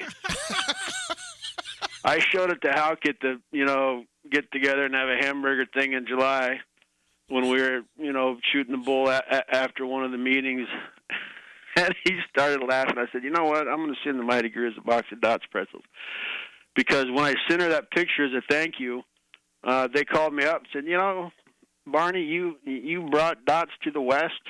Thank you for the picture, and we'd like to sign you for another year. So I figured, how can the Mighty Grizz, a couple cases of Dots Pretzels. Well, I'm sure they'll appreciate that very much. I think that's, the least that you could do. I mean, after all, right? But, yeah, it was a big win for us. Nobody wins in that place. I've been an assistant coach, a head coach. I never won there till that game. We've been close, and then the fans take us out of it. We were in the red zone one year when I was at Idaho State, I think 6 times, and I think we scored 3 points because the fans are on top of you, and you talk about a 12th man. They crushed us that year. So I learned from that year. I learned from when we were up and we got beat. I learned when McCaffrey went down, when Bresky was a D coordinator, was Smiling Joe. I learned from each piece, and, throughout that week going in, besides cranking up that Cotton Eye Joe song and telling stories about one of my coaches punching Monty in the thing and stealing the flag and in the tunnel and the whole shooting match. I tried to prepare them for it. So what I saw was when we got to the end of it, when we got to the second half, most people, you saw the guy from Sac State that year spraying himself with Pam on the side. Oh, yeah. All the stuff they make up. I just said, you know what? Just hang in there. We lucked out at the end. We threw a couple plays, and, Bobby, the Mighty Hawk, if I talked to my kicker after the game, because they're all celebrating. They think they won the Super Bowl. And I said, well, what happened? Talk to me. That was a hell of a kick, son. He said, Coach, he's a little snot-nosed freshman. And he said, Coach, God, I'm so glad their head coach called a timeout. I said, what are you talking about, when he iced you? He said, yeah, I was so nervous, Coach, but when he called a timeout, I calmed down. And so I thank Houck for that this summer, too. Bruce Barnum joined us, head coach, Portland State University. And, Coach, let's talk about the Big Sky this year. Like you said, you're still learning what it is you're going to learn about your team. You had no like opponents yet, 2 FBSs and 2 playdown games. But have you started to take a look at the league? I know you guys got Idaho State this week, so you're obviously preparing for the Bengals. But do you have any gauge on maybe what some of the key storylines or some of the key narratives are coming into the league this year? Well, it's interesting. Obviously, Jay still has a hell of a defense. I'll just run through it. Tell me, let's do it this way. You tell me each team, and I'll give you my rundown. Okay. This will be fun. We'll start with the 3 defending conference champions. So we'll start with Jay Hill and Weber State Wildcats, number 1. Still has a hell of a defense, obviously. Not sure, he's got to score. That's all you get. Next. UC Davis, Dan Hawkins. Hawk, you never know about Hawk. I think Hawk, I need those stories to run out, because Hawk tells a story better than Disney. He's like Walt Disney meets, who's the guy who created the light, Einstein. And he gets these kids all jacked up, and they come in, they win games. Now he's at the top of the world. And once you've been there, it's fun and easier to stay there. So I need his stories to dry up, because he's got a pretty good team. He's playing good football. He's back where everybody thought he'd be. Eastern Washington, the national runner-up a year ago, but 3 straight losses now. I guess 3 out of 4 losses here, and 2 straight losses coming into conference play. What do you think of the Eagles? Well, I'll tell you what. Yeah, first off, it's my alma mater, so I can't. I was cheering the hardest when they won the first national championship, but I can't say that because I'm in other Big Sky schools. But I watched the game. The mighty DVR. Taping games on your TV is golden. So I taped the thing on Root Sports, and I was waiting to hear Gregorak. Gregorak never said a word, I don't think, but it was his new announcing job, and I watched that game twice. And I think they're in a little bit of shock right now. Losing Idaho, I think they thought that was going to go down there, and they might be reading the press clippings a little bit. Well, how about Idaho then, after their surprise victory there? What a great win for them in that program. We all know each other. I texted Vern, an assistant that was with me on that staff. What a great win for them. They came out wildfire and got up, and the mighty Barry couldn't get them back. So I think that game talked to the parity in our conference. You better watch out. Anybody can win, anybody can lose on college football Saturday. How about the team that may be the surprise team to me of the non-conference? I think they played really well, Sacramento State. I was going to bring that one up when we first came up. Troy's shucking and ducking, and obviously it's working. And he's got a defense. He put a goose egg on Northern Colorado, right? Yep, 50-0. And 50 goose. That opened a lot of eyes. Yeah, no doubt. How about you guys don't play Choate and the Bobcats this year? You do play Houck and the Grizz. What's your gauge on the Montana schools? Both of them. I love the Montana schools. They're the challenge to my program. I'm feeding them Dots pretzels, and they probably have one of those smoothie bars in their place. Choate will brag about it. Houck won't because he's too damn tough. But Choate will say, "We got smoothies. Come on, recruits." But love both of them. They're doing a hell of a job. Check their schedule and what they've been doing. Probably following Montana more just because we play them. Right. And I know I got to send these damn pretzels to Houck's. So doing well, right where they should be. And then Idaho State, a place you coached at for a long time. I know one of the eye-opening victories of your first season that year, you guys went to the playoffs. I remember driving down to Pocatello to see it, and you guys put it on them there at Holt Arena. But Idaho State, a team that has a lot of dynamic playmakers. First of all, what's the experience like for you when you go back to Pocatello, and what is just your general thoughts on ISU? Memories, culture. You know, my kids were born there. There's people who be at the game that help raise my boys, you know, because we're never home, and our neighbors, Mike and Carl, just everybody in that town, you know, they're good people. The arena hasn't changed, you know, since it was put up. I'm telling my guys that. They have a better defense this year. I think they still have two receivers who could probably play for anybody. I think they're searching for a quarterback to get them the ball consistently like Tanner did last year, but I think their defense is going to hold up for them. They're big up front, and they're fast out in the back. You know, so they improved on defense. And, I mean, they're playing well. They gave Northern Iowa a run. I didn't watch the other side of the ball. I didn't watch Northern Iowa's defense, but their defense got after Northern Iowa. Bruce Barnum joining us, the head coach of the Portland State Vikings football team. Coach, I want to ask you, what's unique? Let's put it like this. There's a lot of things that are unique about being a football coach at Portland State. I mean, the basketball boy. Oh, boy.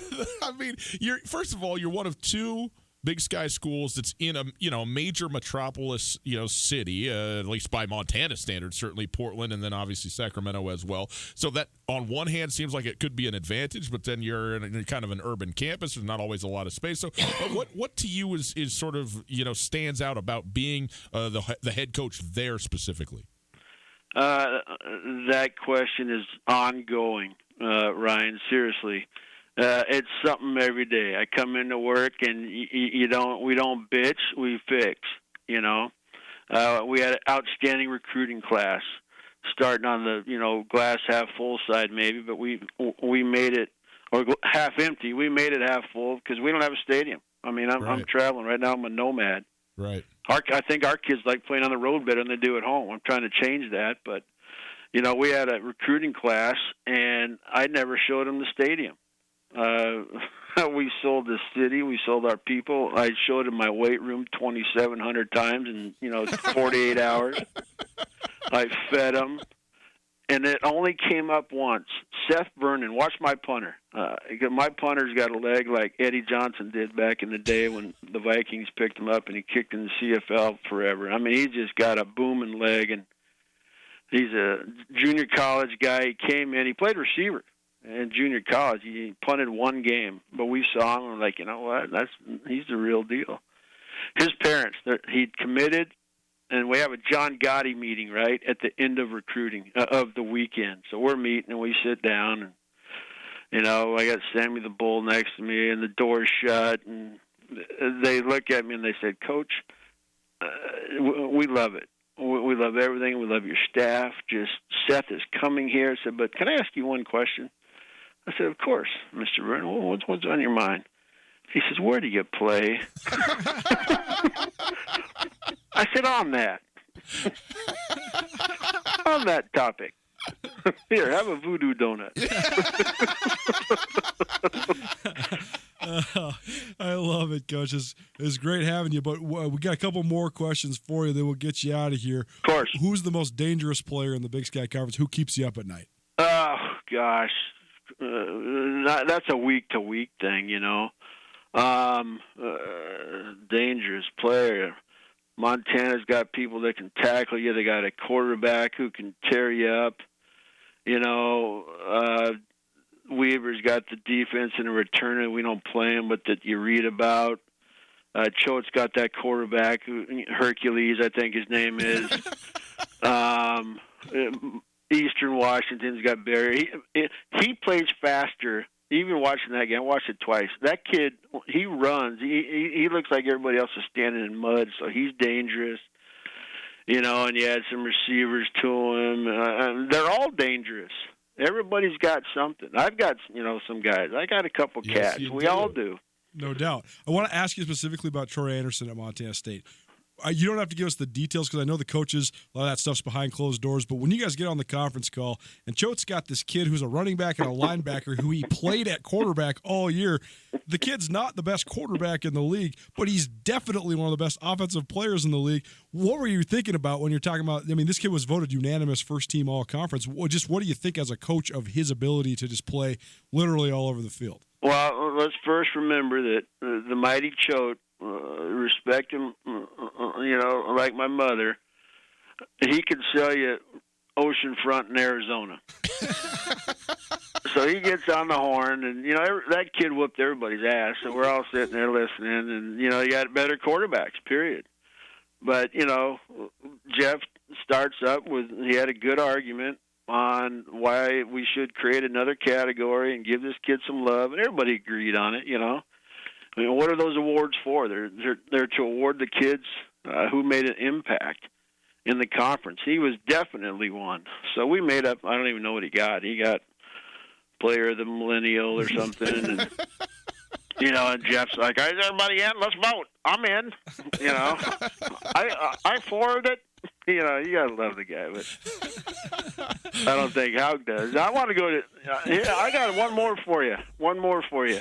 We got all the time in the world. Have at it. Listen to this one. Here's what I'm thinking. Nobody knows this except Cooper. Cooper's a senior, my kid. He's my youngest kid. Get this one. He gets a letter. He's invited.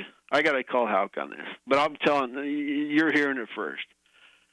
Cooper's invited to a game at Washington Grizz because they're recruiting him, right? He's a safety receiver, yada, yada. He's a tough kid. Long. I looked at our schedule. 2 weeks after we play the Grizz, we have a bye week, and they play Weber at home. So I said to Cooper the other day, I said, "You know what? You want to go on a recruiting visit?" And he's like, "Well, yeah." I said, "I'll tell you what, I'll call Hal because I don't know if he wants me there."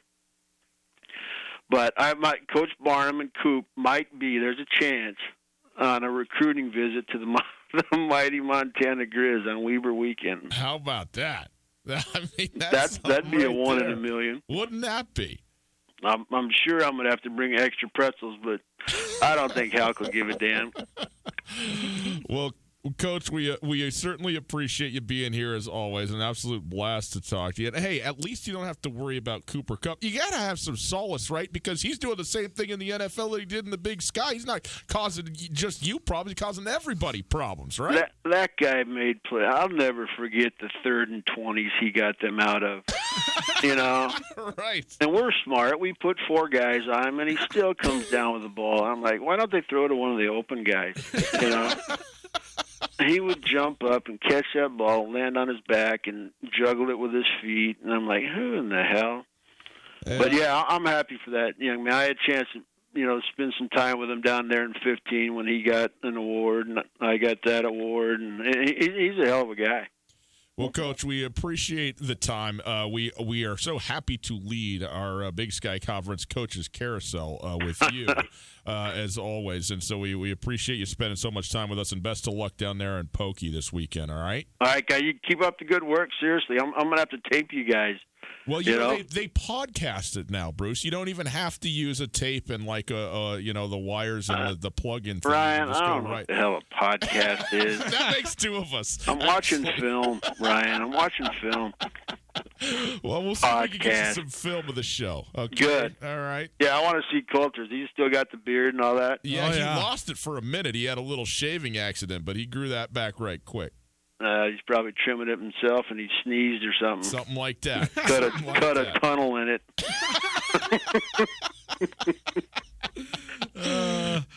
Barney, you're the man. We'll talk to you soon. All right, guys. Bye. Bruce Barnum, boys and girls, the one and only. Why would you ever have a guy that does not play in the Grizz with the Cats till November on the show to lead the show? That's why. Hilarious. Love Barney. Love talking Big Sky football. It's been just the timing of life. Timing in life is so essential, right? And it was just a complete coincidence. The Grizz opened up their season against North Dakota State in week 0 in 2015. Mm-hmm. We had just launched Skyline Sports. The Cats were playing on the other side of the country. I think they were playing at FBS. I can't remember who they were playing. And so week 2, we had an open week. And I was like, well, we just launched this website, and we were covering the Big Sky Conference, and we don't have a game to go to. I'm living in Bozeman, and Pocatello's 3.5 hours from Bozeman. So I said to my brother, let's saddle up. Let's go watch Portland State, Idaho State. Why wouldn't we? Conference game, first week of the year. And Idaho State, that was when Mike Kramer was still the coach, and they were just coming off of an 8-win season, so they were like top 20 in the country. Portland State, in the meantime, football program's in a state of disarray. Nigel Burton had just gotten fired completely unceremoniously, and they have this interim coach who they don't remove the interim tag from for the first 9 months of his tenure and say, hey, let's see what you got, but if you don't got anything, this might go bye-bye. Well, Portland State pounds Idaho State, and then they go out and they beat Washington State, and then they go out and they beat North Texas. Then all of a sudden, they beat 5 ranked FCS teams, and it was a serendipitous moment to be there and get to be the only guy interviewing Bruce Barnum. Right, He's just been so great to us ever since then because we were the ones that were kind of in on the ground floor. So it was it's a fascinating program to watch the arc of, and he's obviously just a hilarious guy to talk to. Stu Tell Nuanez, 102.9 ESPN Radio. Appreciate Coach Barnum. We got a bunch more. We'll have Coach Hawkins on tomorrow, right, Colt? We're going to have Dan Hawkins on. We'll be playing Dan Hawkins one of the next 2 days. Wednesday or Thursday. We're interviewing Coach Hawk tomorrow. This is symbolic of what happens when you play Montana for the first time as a head coach at your alma mater. Mm-hmm. Their SID told me that he's got to do 7 consecutive interviews tomorrow from his coach's show on through everybody else from Montana and around the country that want to talk to him. Wow. Well, glad we're on the list. That's good. But we'll bring you 2 of the more unique coaches in the in the entire Big Sky going to be on as the first 2. So it's a great time of year and a lot of fun to talk with them. Take a quick break. We did a look around the Big Sky yesterday, looking at what happened in the last week of the non-conference. We will now look forward around the Big Sky Conference to what's about to take place in week 1 of conference play. And just a little tease as far as the rest of this Big Sky Conference preview goes. We got it on the schedule now. We'll be joined by Tim Walsh from Cal Poly tomorrow. Great. We'll be joined by Jay Hill from Weber State as well as Dan Hawkins on Thursday. Okay. Jay Hill and Dan Hawkins. Oh, man, it just didn't. We shouldn't get paid for this, actually. You know? I mean, people always ask, what are you going to go cover the SEC or whatever? Why would you ever want to when you have these guys? Like, Dan Hawkins tells a story better than Disney. What a line. Do I want to talk to Nick Saban? No. No, I don't. It's Stu Tell Nuanez. Hey, boys and girls, told you this before, but I'm going to reiterate here, okay? Don't clean your own gutters, okay? It's a bad idea. You can get hurt. It's going to take you a lot of time. You're definitely going to be angry when you get done. You're going to be no fun to be around. You're going to be bitter and salty and sorry and cantankerous. So you call Missoula Gutter Cleaning. MissoulaGutterCleaning.com online. You get an estimate right now. Ladders are a pain. Your roof is a recipe for a broken leg. When you get up there, you can't get off it correctly. It's too steep. All this stuff. Spend a couple of bucks, get it checked off your list, get your time back, watch a game, go on a date, go play a round of golf, do whatever you want to do with your time. And guess what? At the end, when the job's done, you're going to get a $20 gift card to your favorite brewery or coffee shop from Missoula Gutter Cleaning. How great is that? So save yourself the frustration. Get the thing done that needs to get done, because you do have to have clean gutters after all as we head into fall. MissoulaGutterCleaning.com. Missoula Gutter Cleaning. The most insured, most fun gutter cleaning service in Missoula, MissoulaGutterCleaning.com.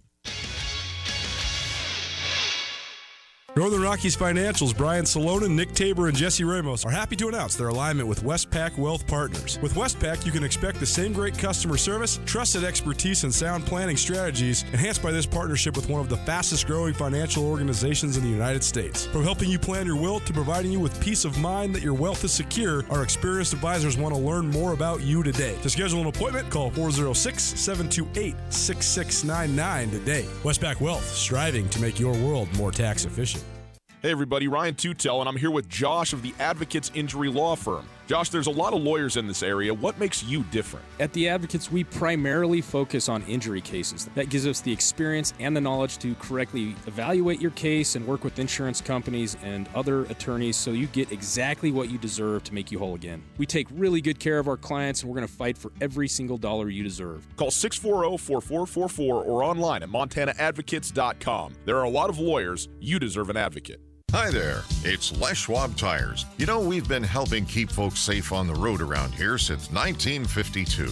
That's why you can save up to $152 on a set of 4 select light truck and SUV tires during our fall tire sale. So swing by or book an appointment at leschwab.com. Les Schwab Tires, doing the right thing since 1952. Limited time offer while supplies last. Discount depends on tire size and type. Cannot be combined with other offers. Details at leschwab.com. On Russell, across from the fairgrounds. If you are hurt or disabled, you may be entitled to benefits from an insurance company or Social Security. I'm Chris Helmer, an attorney at Clark Fork Law Offices. Our Missoula firm specializes in worker compensation, personal injury, and Social Security disability. There are many unknowns when injured or disabled. The other side is fighting hard. You should too. Call Clark Fork Law at 728-0168 for a free consultation or visit clarkforklaw.com. Again, 728-0168. School buses are taking to the roads, and they mean something very important. That is, bus drivers, educators, and parents doing their part to get children to and from school safely. Montana motorists share the responsibility to Montana's kids. Be aware this school year, you are sharing the road with our future. Flashing yellow lights alert drivers that the bus is preparing to stop. Flashing red lights means stop. Children are getting on or off the bus. Watch the lights and obey the signals to help keep our community safe for kids. This school safety reminder was brought to you by the Montana School Bus Contractors Association and this station. This is Tom Skerritt for the Borgen Project. Each year, nearly 2 million children die from preventable diseases. Each day, 30,000 people die from hunger. 500 each hour are children. The Borgen Project is turning this around. We need your help. To learn more, go to BorgenProject.org. That's BORGEN project.org. ESPN Missoula Sports Center. Good afternoon, boys and girls. Happy to be with you. Here's some sports news. Week 4 of the prep high school football season is in the books, and 2 Missoula teams remain perfect. 3-0 Sentinel Spartans had a matchup of the weekend at the Class AA level in Helena against undefeated Capital. The Spartans, though, were up to the task, scoring the first 4 touchdowns of the game to lead at halftime 28-0. The Bruins scored a pair in the second half, but Sentinel held on 28-14 to move to 4-0 on the season. Wins by Billing West and Butte also allowed them to join Sentinel as the only 4-0 teams at Class AA. Missoula Hellgate scored a defensive touchdown and forced a safety in its homecoming game against Flathead. Raleigh Wooster also scored 3 touchdowns to lift the Knights to a 29-18 victory. After a Week 1 bye, the Knights 3-0 for the first time since 1987. In a powerhouse matchup at the Class A level, Dillon scored 13 points in the fourth quarter to beat the number 1 team in the state coming into it 26-25 over Hamilton. Montana Gatorade Player of the Year from last season, Carson Rostad, threw 2 touchdowns and ran for 2 more, but it was not enough to lift the Broncs past the Beavers. Hamilton will now face another huge matchup with an undefeated Frenchtown Friday.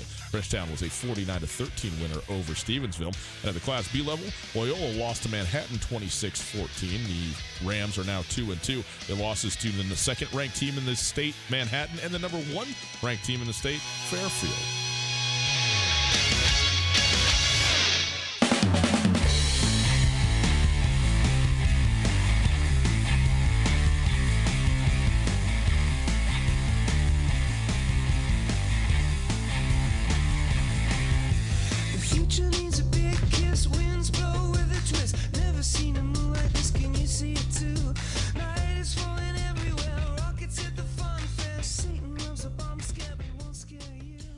It's time to look around the Big Sky Conference. Why? Because it's Big Sky Conference play beginning on Saturday. It is Tutel Nuanez, 102.9 ESPN Radio, broadcasting live from the Kurtz Polaris studios. Kurtz Polaris at 2904 West Broadway in Missoula, Highway 83 in Sealy, online at kurtzpolaris.com. If you missed anything in the show, you can listen on the podcast. And if you want to listen live and you're not around your radio, you can go to the stream, 1029ESPN.com. Click on the Listen Live tab. The stream is there. You can stream anytime. The stream is available thanks to Opportunity Bank, your local bank, your opportunity. You can also check us out now on Instagram. 1029ESPN is the handle, same as the Twitter. So you can check that out there. We got a bunch of stuff coming for you, some pictures, some behind-the-scenes stuff, some sayings of the day, schedules for what's going on ESPN Radio. So a bunch of cool information, hopefully some fun things to check out there on Instagram. Coulter, let's take a look around the Big Sky Conference. Obviously, Montana at UC Davis and Montana State hosting Northern Arizona. But there's a whole bunch of other games, including Idaho coming off their first win. This is a game that was not a game of particular interest or intrigue, and all of a sudden, other than who would get off the schneid with 0 wins. But now Idaho gets the big win. They go to Northern Colorado. They're a 9.5-point favorite against the only team that has not won a game yet in the Big Sky Conference. Yeah, the Idaho result was certainly shocking. I think that several different factors went into it. I thought that Idaho had a great game plan. I thought that they contained Eric Berrier better than most people can even dream of, and that helped them get out to a fast start, but also they forced some turnovers, which really put them behind the 8 ball. But, to me, when there's a 4-game non-conference schedule, I thought that there was going to be so much more revelatory things in terms of what we learned about the teams, but I by and large feel about the same about the 5 contenders that we pinned in the preseason, Mm-hmm. and I by and large feel the same about the teams that we don't think are going to be very good. And the teams that are the mysteries to me remain the exact same too. The 3 dark, I thought that there was maybe 2 dark horses. I think there's 3 dark horses in the league. That's maybe the one surprise. I do think Bruce Barnum's team could be a dark horse. I think Portland State, and they're the teams we know the absolute least about, because it's not only that they played up, but they played SEC school in Arkansas and Boise State, a ranked opponent, a ranked FBS school. Those are really tough. I know Arkansas sucks this year. But those are still. I mean, to go to Fayetteville, Arkansas, that's a tough trip. Period. Playing SEC country, you're playing a completely different caliber of athlete. But then it's not as if they just played down. They played Simon Fraser, which is the only American rules Canadian football team in the world, a team that's only had football for. It's not the only one in the world. It's the only one in Canada. The only one in Canada, right? The only Canadian. There's lots of them in the world. Well, sure. Well, I guess I misspoke. But what I said is true if you actually think about it. What I said is true. They're the only Canadian American playing football team. Okay. Which in the world. Which makes them in Canada, but it makes them in the world as well. Okay. Regardless, Simon Fraser is not good. They are the worst team in the Great Northwest Athletic Conference. They are the worst Division II team on the West Coast you can schedule. Yes. And they also played Eastern Oregon, who's not even an NCAA affiliated school. They're an NAIA school. So we know nothing about Portland State. Case Cook is going to give you a chance to win always. Northern Arizona could be in the mix. And Sacramento State. Yep. Portland State is at Idaho State. We talked about this game with Bruce, so we don't need to spend a ton of time on this, but I do think that Idaho State, as Coach Barnum alluded to, their defense is better. And Rob Fennessy, in year 2 was year 1 was you got to say a huge success in the main for Idaho State, all things considered, and he wants to continue to build on that. Obviously, they lose half of the Guller brothers, which is a major loss for the Bengals, but nonetheless, they've been playing fairly well in conference play, and they get to open at home as well. But I think this is, if you're either of these 2 teams and you look at your conference schedule, what you got, this is a must-win game for both teams. I mean, if you're talking about wanting to, have something to say in the Big Sky Conference, you got to win this game over that opponent in both of these cases for Idaho State and Portland State if you want to have some success in the conference season, it seems like. Absolutely. And when you have such a huge conference where everybody doesn't play everybody, it's those sorts of games that are going to be the determining factor. How many Big Sky teams does North Dakota knock off? I mean, we were talking all about North Dakota. North Dakota is a huge mystery to me. We talked a lot about it on the Big Sky Breakdown last week because North Dakota enters the league. They have an atypical style. Then they hit this peak where they win the league. They go undefeated. And then the next year, they're decimated by injuries. And then the following year, all those key players who got hurt then graduated. And now they're basically starting all over, and they've really shifted their mindset into trying to acclimate towards the Missouri Valley. Rather than being the anomaly of the Big Sky Conference, now they're trying to keep up with the Joneses, a.k.a. the neighbor right over the back porch in North Dakota State. But how many games does North Dakota win? How does that influence the league race? Right. Is Idaho the team that had a hard time with Central Washington and got ripped by 72 points at Penn State? Or do the Vandals sneak up and win 3, 4, 5 league games? That could have a huge influence on the race. Cal Poly is a singular event every week because Cal Poly went 1-10 last year, but they've also been right in the mix and or a playoff team for half the years that they've been in the Big Sky Conference. And we'll hear from Tim Walsh, head coach at Cal Poly, tomorrow. But when you're playing the triple option, I mean, the disadvantage you are at, if you played Sac State, Northern Arizona, or Eastern Washington the week before you play Cal Poly, you are at a huge disadvantage because you just played a spread air raid team and now you're playing the triple option. The week-by-week adjustment to that, and say a couple of your linebackers get banged up when you're playing Eastern, and now you got to go play Cal Poly. It could be the difference. It could be the difference between a win and a loss. So I do think that, although I think the contenders in the Big Sky Conference have not really changed, and I would love to hear your thoughts if anybody else has entered into the mix for you, but it's everybody that's not the contenders that determine the conference race. Where do you stub your toe? I mean, that, like Barnum said, it's a coach cliche, but it's so true in the league. If you don't show up, you are getting whipped. And it doesn't matter if you're playing Idaho. Right. You're getting whipped. If you don't show up, Eastern Washington did not show up. They got whipped. North Dakota, remember now, they're still playing a full Big Sky Conference schedule, even though it's not a conference game for them. It is a conference game for their opponent, and in this case, it's at Eastern Washington. Eastern Washington licking their wounds right now, and as Bruce Barnum said, maybe reading their own clippings a little bit over there. This is a huge, huge game all of a sudden for Eastern Washington against a team that we haven't talked a lot about, but they're North Dakota always going to be, seems like pretty good. They're going to have some guys that can play. It's a big game for the Eagles. It's absolutely is, because don't look now, but Eastern Washington's backs are against the wall. They got 3 losses already. Yep. One of them's FBS. Okay, and it is a 12-game season, so you have a little bit more wiggle room. You still have 8 games to get to that 8-win mark, which is probably going to be the mark in the league this year. But you got to get back on track. I mean, the mental aspect of football, if stuff starts spiraling out of control, I mean, the worst thing that could ever happen to you in football is if you lose your confidence or you give up on the season. And I think that we saw that with Idaho last year. Like when Idaho got just decimated by UC Davis, and then they go and play their in-state rival in Idaho State, and they just get flat-backed, give up 62. Mm-hmm. You're kind of just thinking, well, what does any of this mean? Why do I even care? Yeah. That's not the case at Eastern because they've had so much success over the last 20 years. But if you ever lose that confidence, if you're just, I mean, their whole rallying cry, everybody has a rallying cry now, right? Everybody's using Twitter and social media to have a rallying cry. But their whole rallying cry is to rise the standard. So their standard has already been set. Final Four in the playoffs. That's the standard at Eastern Washington. They made it to the Final Four 5 times in the last 10 years in the FCS playoffs. Played for the national championship game a year ago. But if you stub your toe again and now you're on the first 3-game losing streak that you've had in a decade, it's hard to get back on track mentally. No doubt.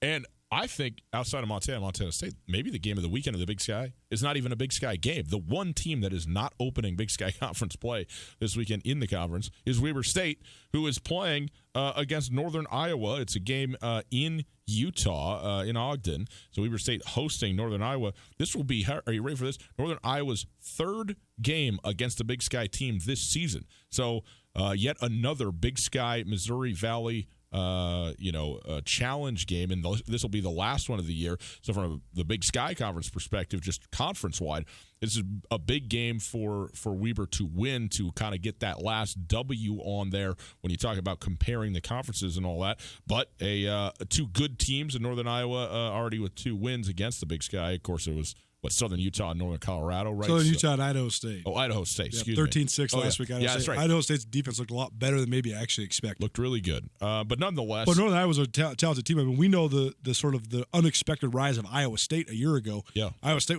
turned out to be a really good team, really competitive team. And in the opener this year, took 3 overtimes for Iowa State to dispatch of Northern Iowa. 29-26 was what the final score was there in Ames. And then 34-14 over Southern Utah for Northern Iowa, and 13-6 over Idaho State. So they're playing good defense, and we could have another single-digit throwdown because Jay Hill is totally down to have a single-digit throwdown, as they already did with San Diego State at Weber State. So we'll see how it goes between Northern Iowa and Weber State, but that's going to be a bloodbath. That's going to be an absolutely physical that's going to be a tough, hard-nosed game. I would love to see Jay Hill win a game 5-4. It would require 3 safeties, and it would be wonderful. Show me that football game. It really is going to be classic if they almost did it. They almost beat San Diego State without scoring an offensive touchdown. Yeah. They almost won 7-6. If it wasn't for a holding call, they would have won straight based on special teams and defense. It's in this day and age of college football, it's impressive that Jay Hill has the steadfastness and the fortitude to dig his heels in and say, "Hey, bring it. We don't care if we're not one of the explosive, fancy, shiny offenses in college football. We're just trying to win games." It's Tutel and Nuanez, 102.9 ESPN Radio. We'll take a quick break. We'll come back. We will finish off the show. We'll talk a little bit about what's going on at the national level. Come back and tell you about a couple other things we got going on right after this. Garden City Paint and Glass in Missoula is like your paint doctor. They take the pain out of painting. Don't trust your home to anything less than professional PPG paints from Garden City Paint and Glass. Go to visualizecolors.com. Scan in your room photo to see what color combinations will look best before painting. That's visualizecolors.com, featuring professional PPG paints. Garden City Paint and Glass in Missoula, across from the Southside McDonald's at 3217 Brooks. The big skies are open. Go wild with Opportunity Reward Checking. Go ahead, jump, dance, shout. Opportunity Reward Checking will make you do that. Go wild when you get your 1% cash back on qualified debit card purchases. It all starts with an Opportunity Reward Checking account from Opportunity Bank. Visit a branch today to get started. Then go wild and spend your 1% cash back however you want. Go wild with Reward Checking from Opportunity Bank. Some restrictions may apply. Member FDIC. Now, the Montana Club's happy hour features BOGO beverages. Our expertly mixed cocktails, microbrews, domestics, and wine are buy one, get one free 7 days a week from 3 to 5:30. Stop in on Friday for Montini night. Sip on a top shelf martini for only $6, 5:30 to close. When you've worked hard all day and are ready to relax, the Montana Club has got you covered with BOGO happy hour 7 days a week, 3 to 5:30 on Brooks and North Reserve, Missoula. No matter how far you may go, there's always one just down the road. Town Pump, ooh, pump it up, pump it up. Hungry? Visit the Town Pump Deli. Big dog wraps are only $3.49.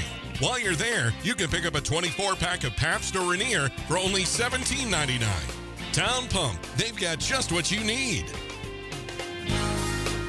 Town Pump, right down the road, pump it up, oh yeah. The Polaris Factory Authorized Clearance is here. The world's best-selling off-road lineup is priced to move with financing as low as 3.99% and rebates up to $3,500. Live life wide open in a high-performance RZR. Tackle anything from mountains to mud holes on a legendary Sportsman ATV. Get more done with a hard-working Ranger, or take on any task or trail in a versatile Polaris General. The best deals of the year are happening now. See Polaris.com or your Polaris dealer for rebates up to $3,500 and financing as low as 3.99% APR for 36 months during the Polaris Factory Authorized Clearance. Kurtz Polaris at 2904 West Broadway in Missoula and Highway 83 in Sealy. Kurtz Polaris is now showcasing all of the new 2020 Polaris off-road vehicles. To be the first to get a great deal on brand new state-of-the-art Polaris vehicles at Kurtz Polaris. Online at kurtzpolaris.com. Rebates valid in U.S. through 9/30/19 on new 2015 through 2019 vehicles. Financing offer valid on 2015 through 2020. Subject to credit approval. Offers vary by model. See dealer for details. Always wear a helmet. Never drink and ride.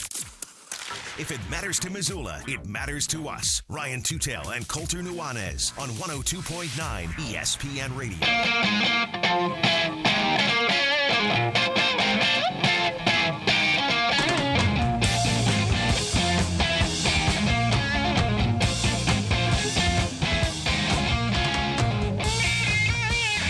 Who said Daniel Jones can't be a 6 overall pick?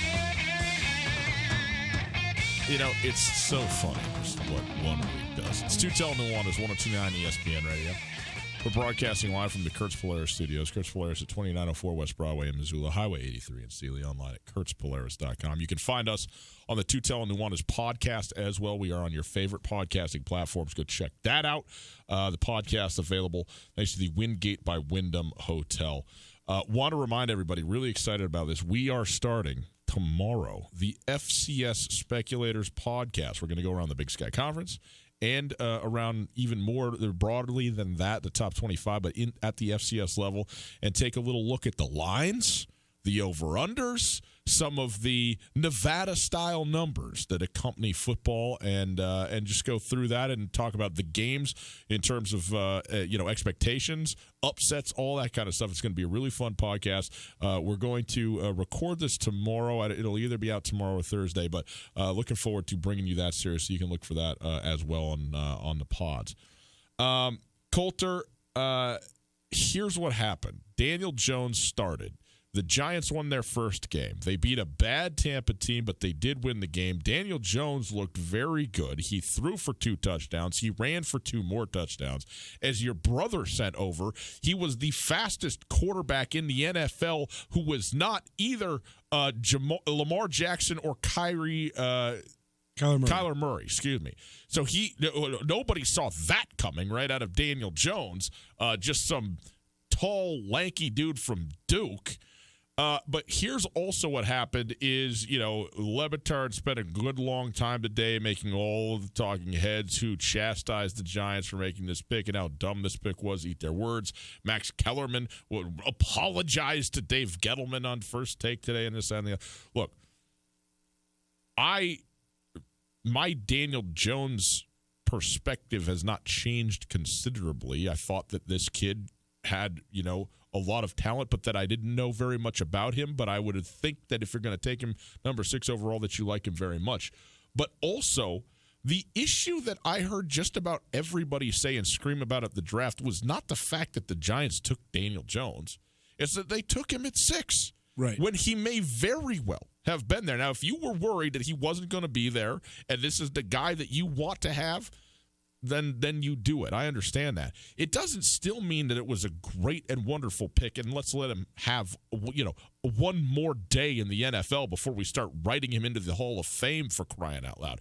And by the way, I like Daniel Jones. I think that Daniel Jones could be very good. I watched a little bit of the game, didn't see the whole thing. I'm looking forward to watching him play. It seems obvious enough that he's an upgrade over Eli Manning, and sorry, Eli, but he got to go, man. It's time.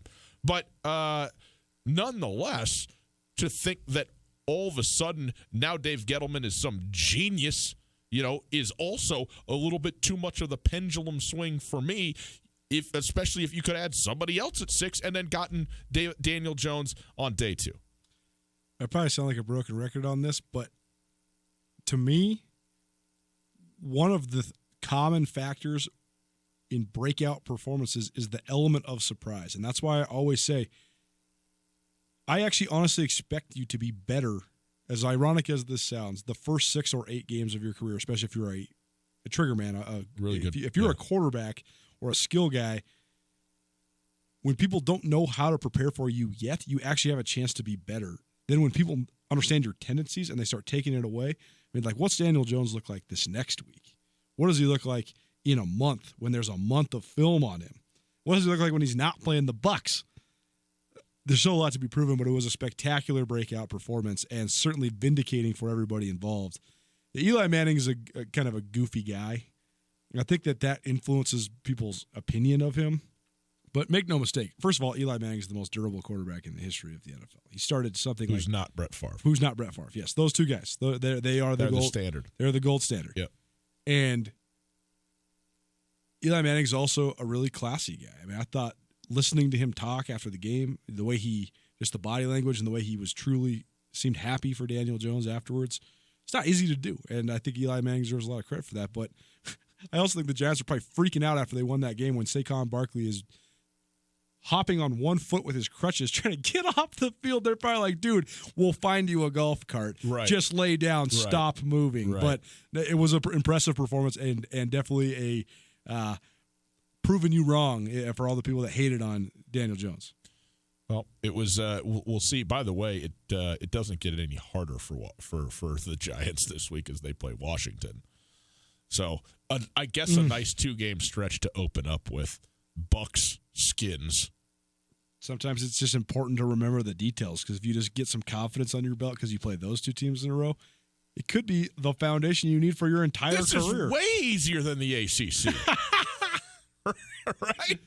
Clemson's D-line is probably as good as Tampa Bay's last year. Yeah. Well, We always overstate that kind of thing. But maybe. It's hard not to. All right. Want to remind you all, we're on the Instagram now. You go check us out, 1029 ESPN. We're there.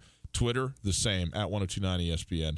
The podcasts are available wherever you get your podcasts, okay? We're bouncing all over the place. We are migrating a little bit on the back end of that thing, but we'll make sure that we get it all worked out and get it out to you properly. We will have the roundtable this week. Tomorrow it'll be on the show. Tom Wistersill, the commissioner of the Big Sky Conference, joining us on the ESPN Roundtable, talking all things Big Sky Conference, football, and about Tom himself. Fun to catch up with him, and he's always an enjoyable guy to talk to. We certainly appreciate that. And then Coulter, Cat Grizz volleyball tonight. Yeah, it'll be interesting. Opening a Big Sky Conference play for both for sports across the Big Sky. Mm-hmm. And it'll be a fun match down at Dahlberg Arena. The Grizz really struggling this year. The Cats are actually pretty darn good. So, interesting one, but we'll have reports for you tomorrow. All right, very good. Boys and girls, have a wonderful evening. Enjoy the game. Cat Grizz coming up on SWX Television. Riley Corcoran calling those volleyball games. We will be back here tomorrow. See you then, ESPN Radio.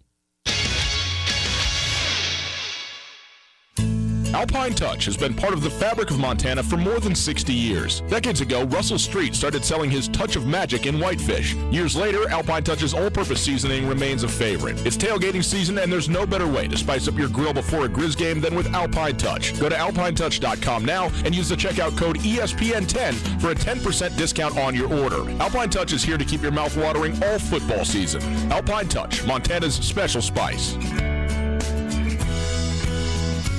In Western Montana, we know shopping local matters, and you may think you'd pay more for the quality and customer service that comes with it, but not at Selway Armory. Selway Armory is locally owned with knowledgeable specialists that can answer your questions. In addition to the expertise, though, Selway Armory also has a bigger selection and lower prices than the box stores. When you're in the market for firearms and accessories, save money with the experts at Selway Armory. Selway Armory, 2825 Stockyard Road, Unit E6, and online at selwayarmory.com. This is Mike Nugent with Berkshire Hathaway Home Services. Berkshire Hathaway provides Western Montana with full-time real estate professionals for you whenever you need us. Our reputation as the state's most knowledgeable and available real estate group has helped build unmatched trust in the Garden City and statewide. If you have been thinking of making a real estate move in the short or long term, give me a call. No pressure, no expectations. Just professional opinions and service at whatever pace you are comfortable with. Give me, Mike Nugent, a call today, 531-1802. And remember, every question is good to ask. Jayco and Rangish Brothers end of the year clearance event is going on now. Our entire lot is on sale, so if you've been waiting for a smoking hot deal on fifth wheels, campers, toy haulers, and motorhomes, there is no better time to buy than now. Save big on a Jayco J-Flight Bunkhouse SLX with payments as low as $99 per month OAC. Or get huge savings on a 2019 Jayco Eagle fifth wheel, starting at only $28,750. Don't miss our final sales event of the year. Only where a handshake means something. Rangish Brothers RV Center. Hey folks, Ryan Tutel, and I'm here with Josh of The Advocates. Josh, do most injury accidents end up in court? Luckily, most personal injury cases can be settled out of court through a fair negotiation with an insurance company. However, sometimes it is necessary. I'm prepared to do whatever it takes to get a fair settlement. Luckily, most personal injury cases can be settled out of court with a fair negotiation with the insurance company. However, I'm prepared to do whatever it takes to get the right settlement for you. It's Josh at The Advocates, 640-4444, or online at montanaadvocates.com. Are you interested in putting solar panels on your roof? Do you want the latest on Montana's renewable energy policies? The Montana Renewable Energy Association is a leading voice for renewable energy, education, and advocacy in Montana. From community-based clean energy events to advocating at the Montana legislature, they work to ensure Montana's future is powered by the sun, wind, and earth. Find out more about MREA and join as a member by visiting montanarenewables.org or calling 406-214-9405. ESPN Radio for Western Montana, KKVU HD3 Stevensville, and 102.9 FM on K275BS Missoula.